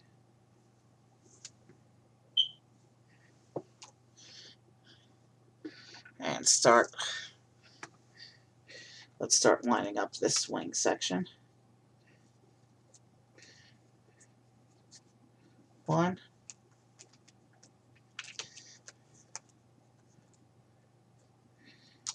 2, 3, 4, 5. That's 5 connections on this wing. I did the correct side, so let's plug it in.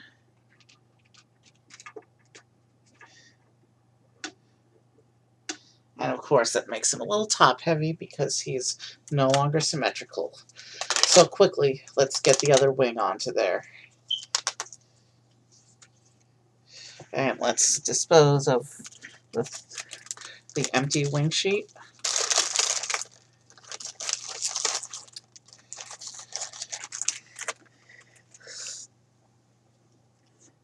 And let's put it on the let's put the wing together.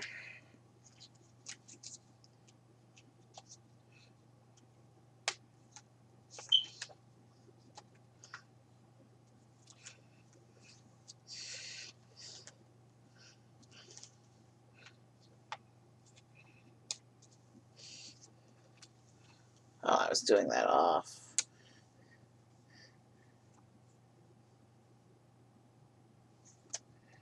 Okay, doesn't look like that one was punched all the way, but we'll try to get it in there. There we go.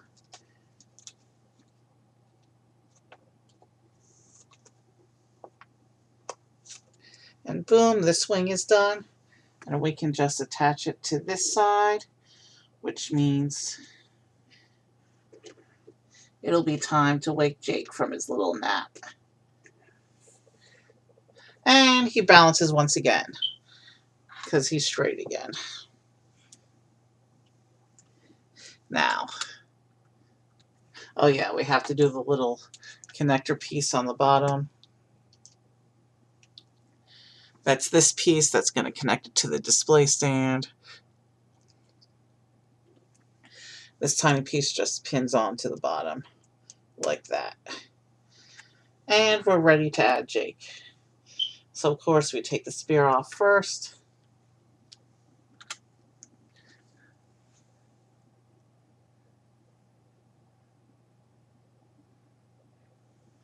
And I don't know how he's going to connect.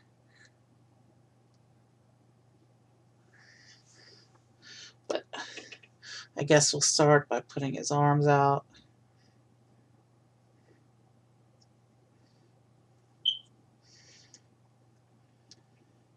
And we'll connect his feet up to the studs on the Banshee's back, like that.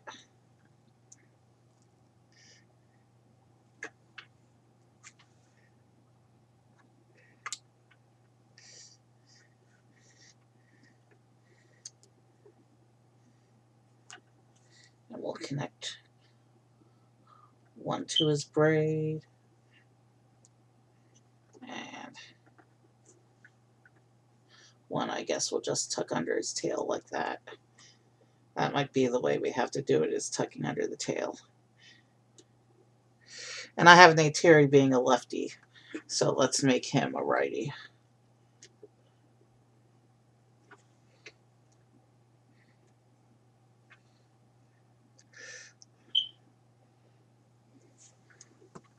And with that, there's our third Banshee done.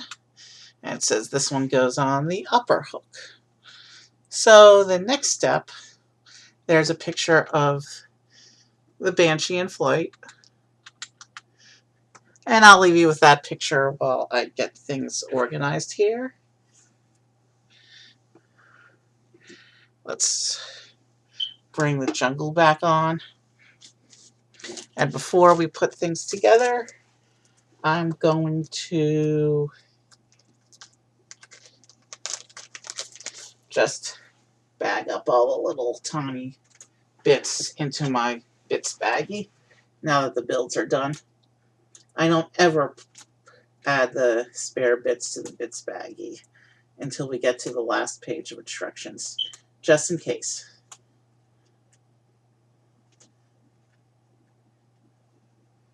We're still hitting red pretty hard right now, I would add. This video is going to be a lame slideshow, isn't it?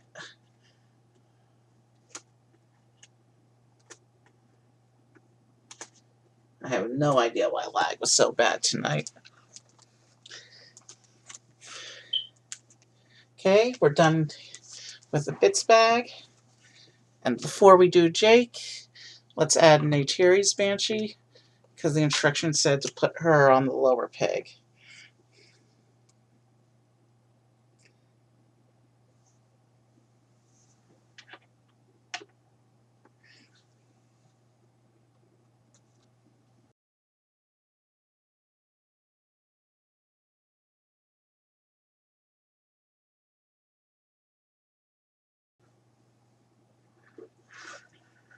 And then you take Jake, you tuck his little antenna, second antenna in, and you make sure he's connected to the back there.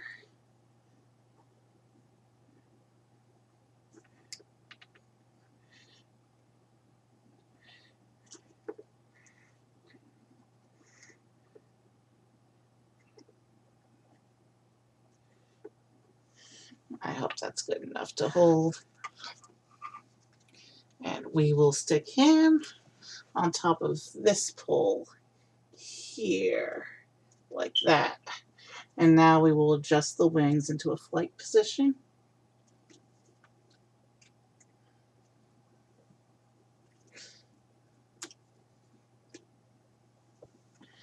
Same with this one.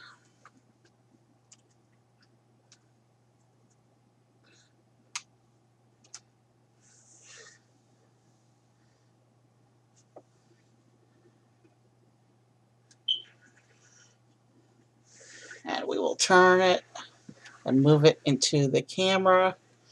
And here's a final shot for you to enjoy while I figure out our raid. We're just over 3.5 hours. You know what? Let's bring our little baby Banshee friend back too. And we can take off the brick separator.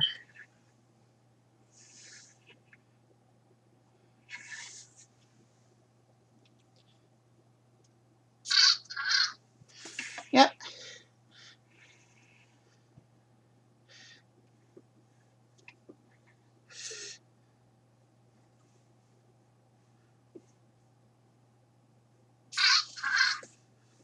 All right. There he is. She is. I don't know. I haven't really figured that out.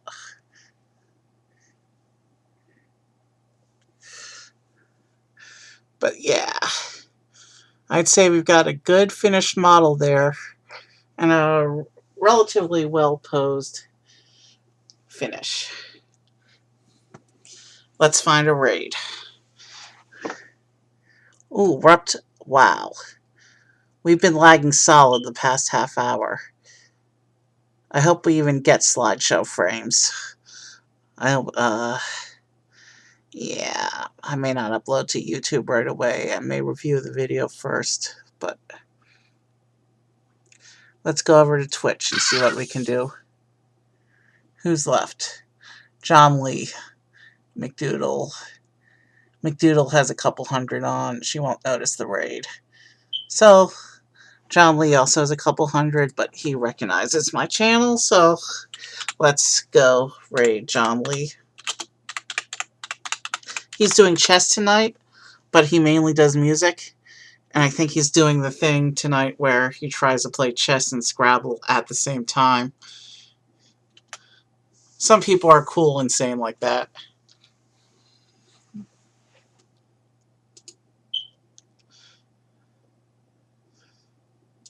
The raid has been created.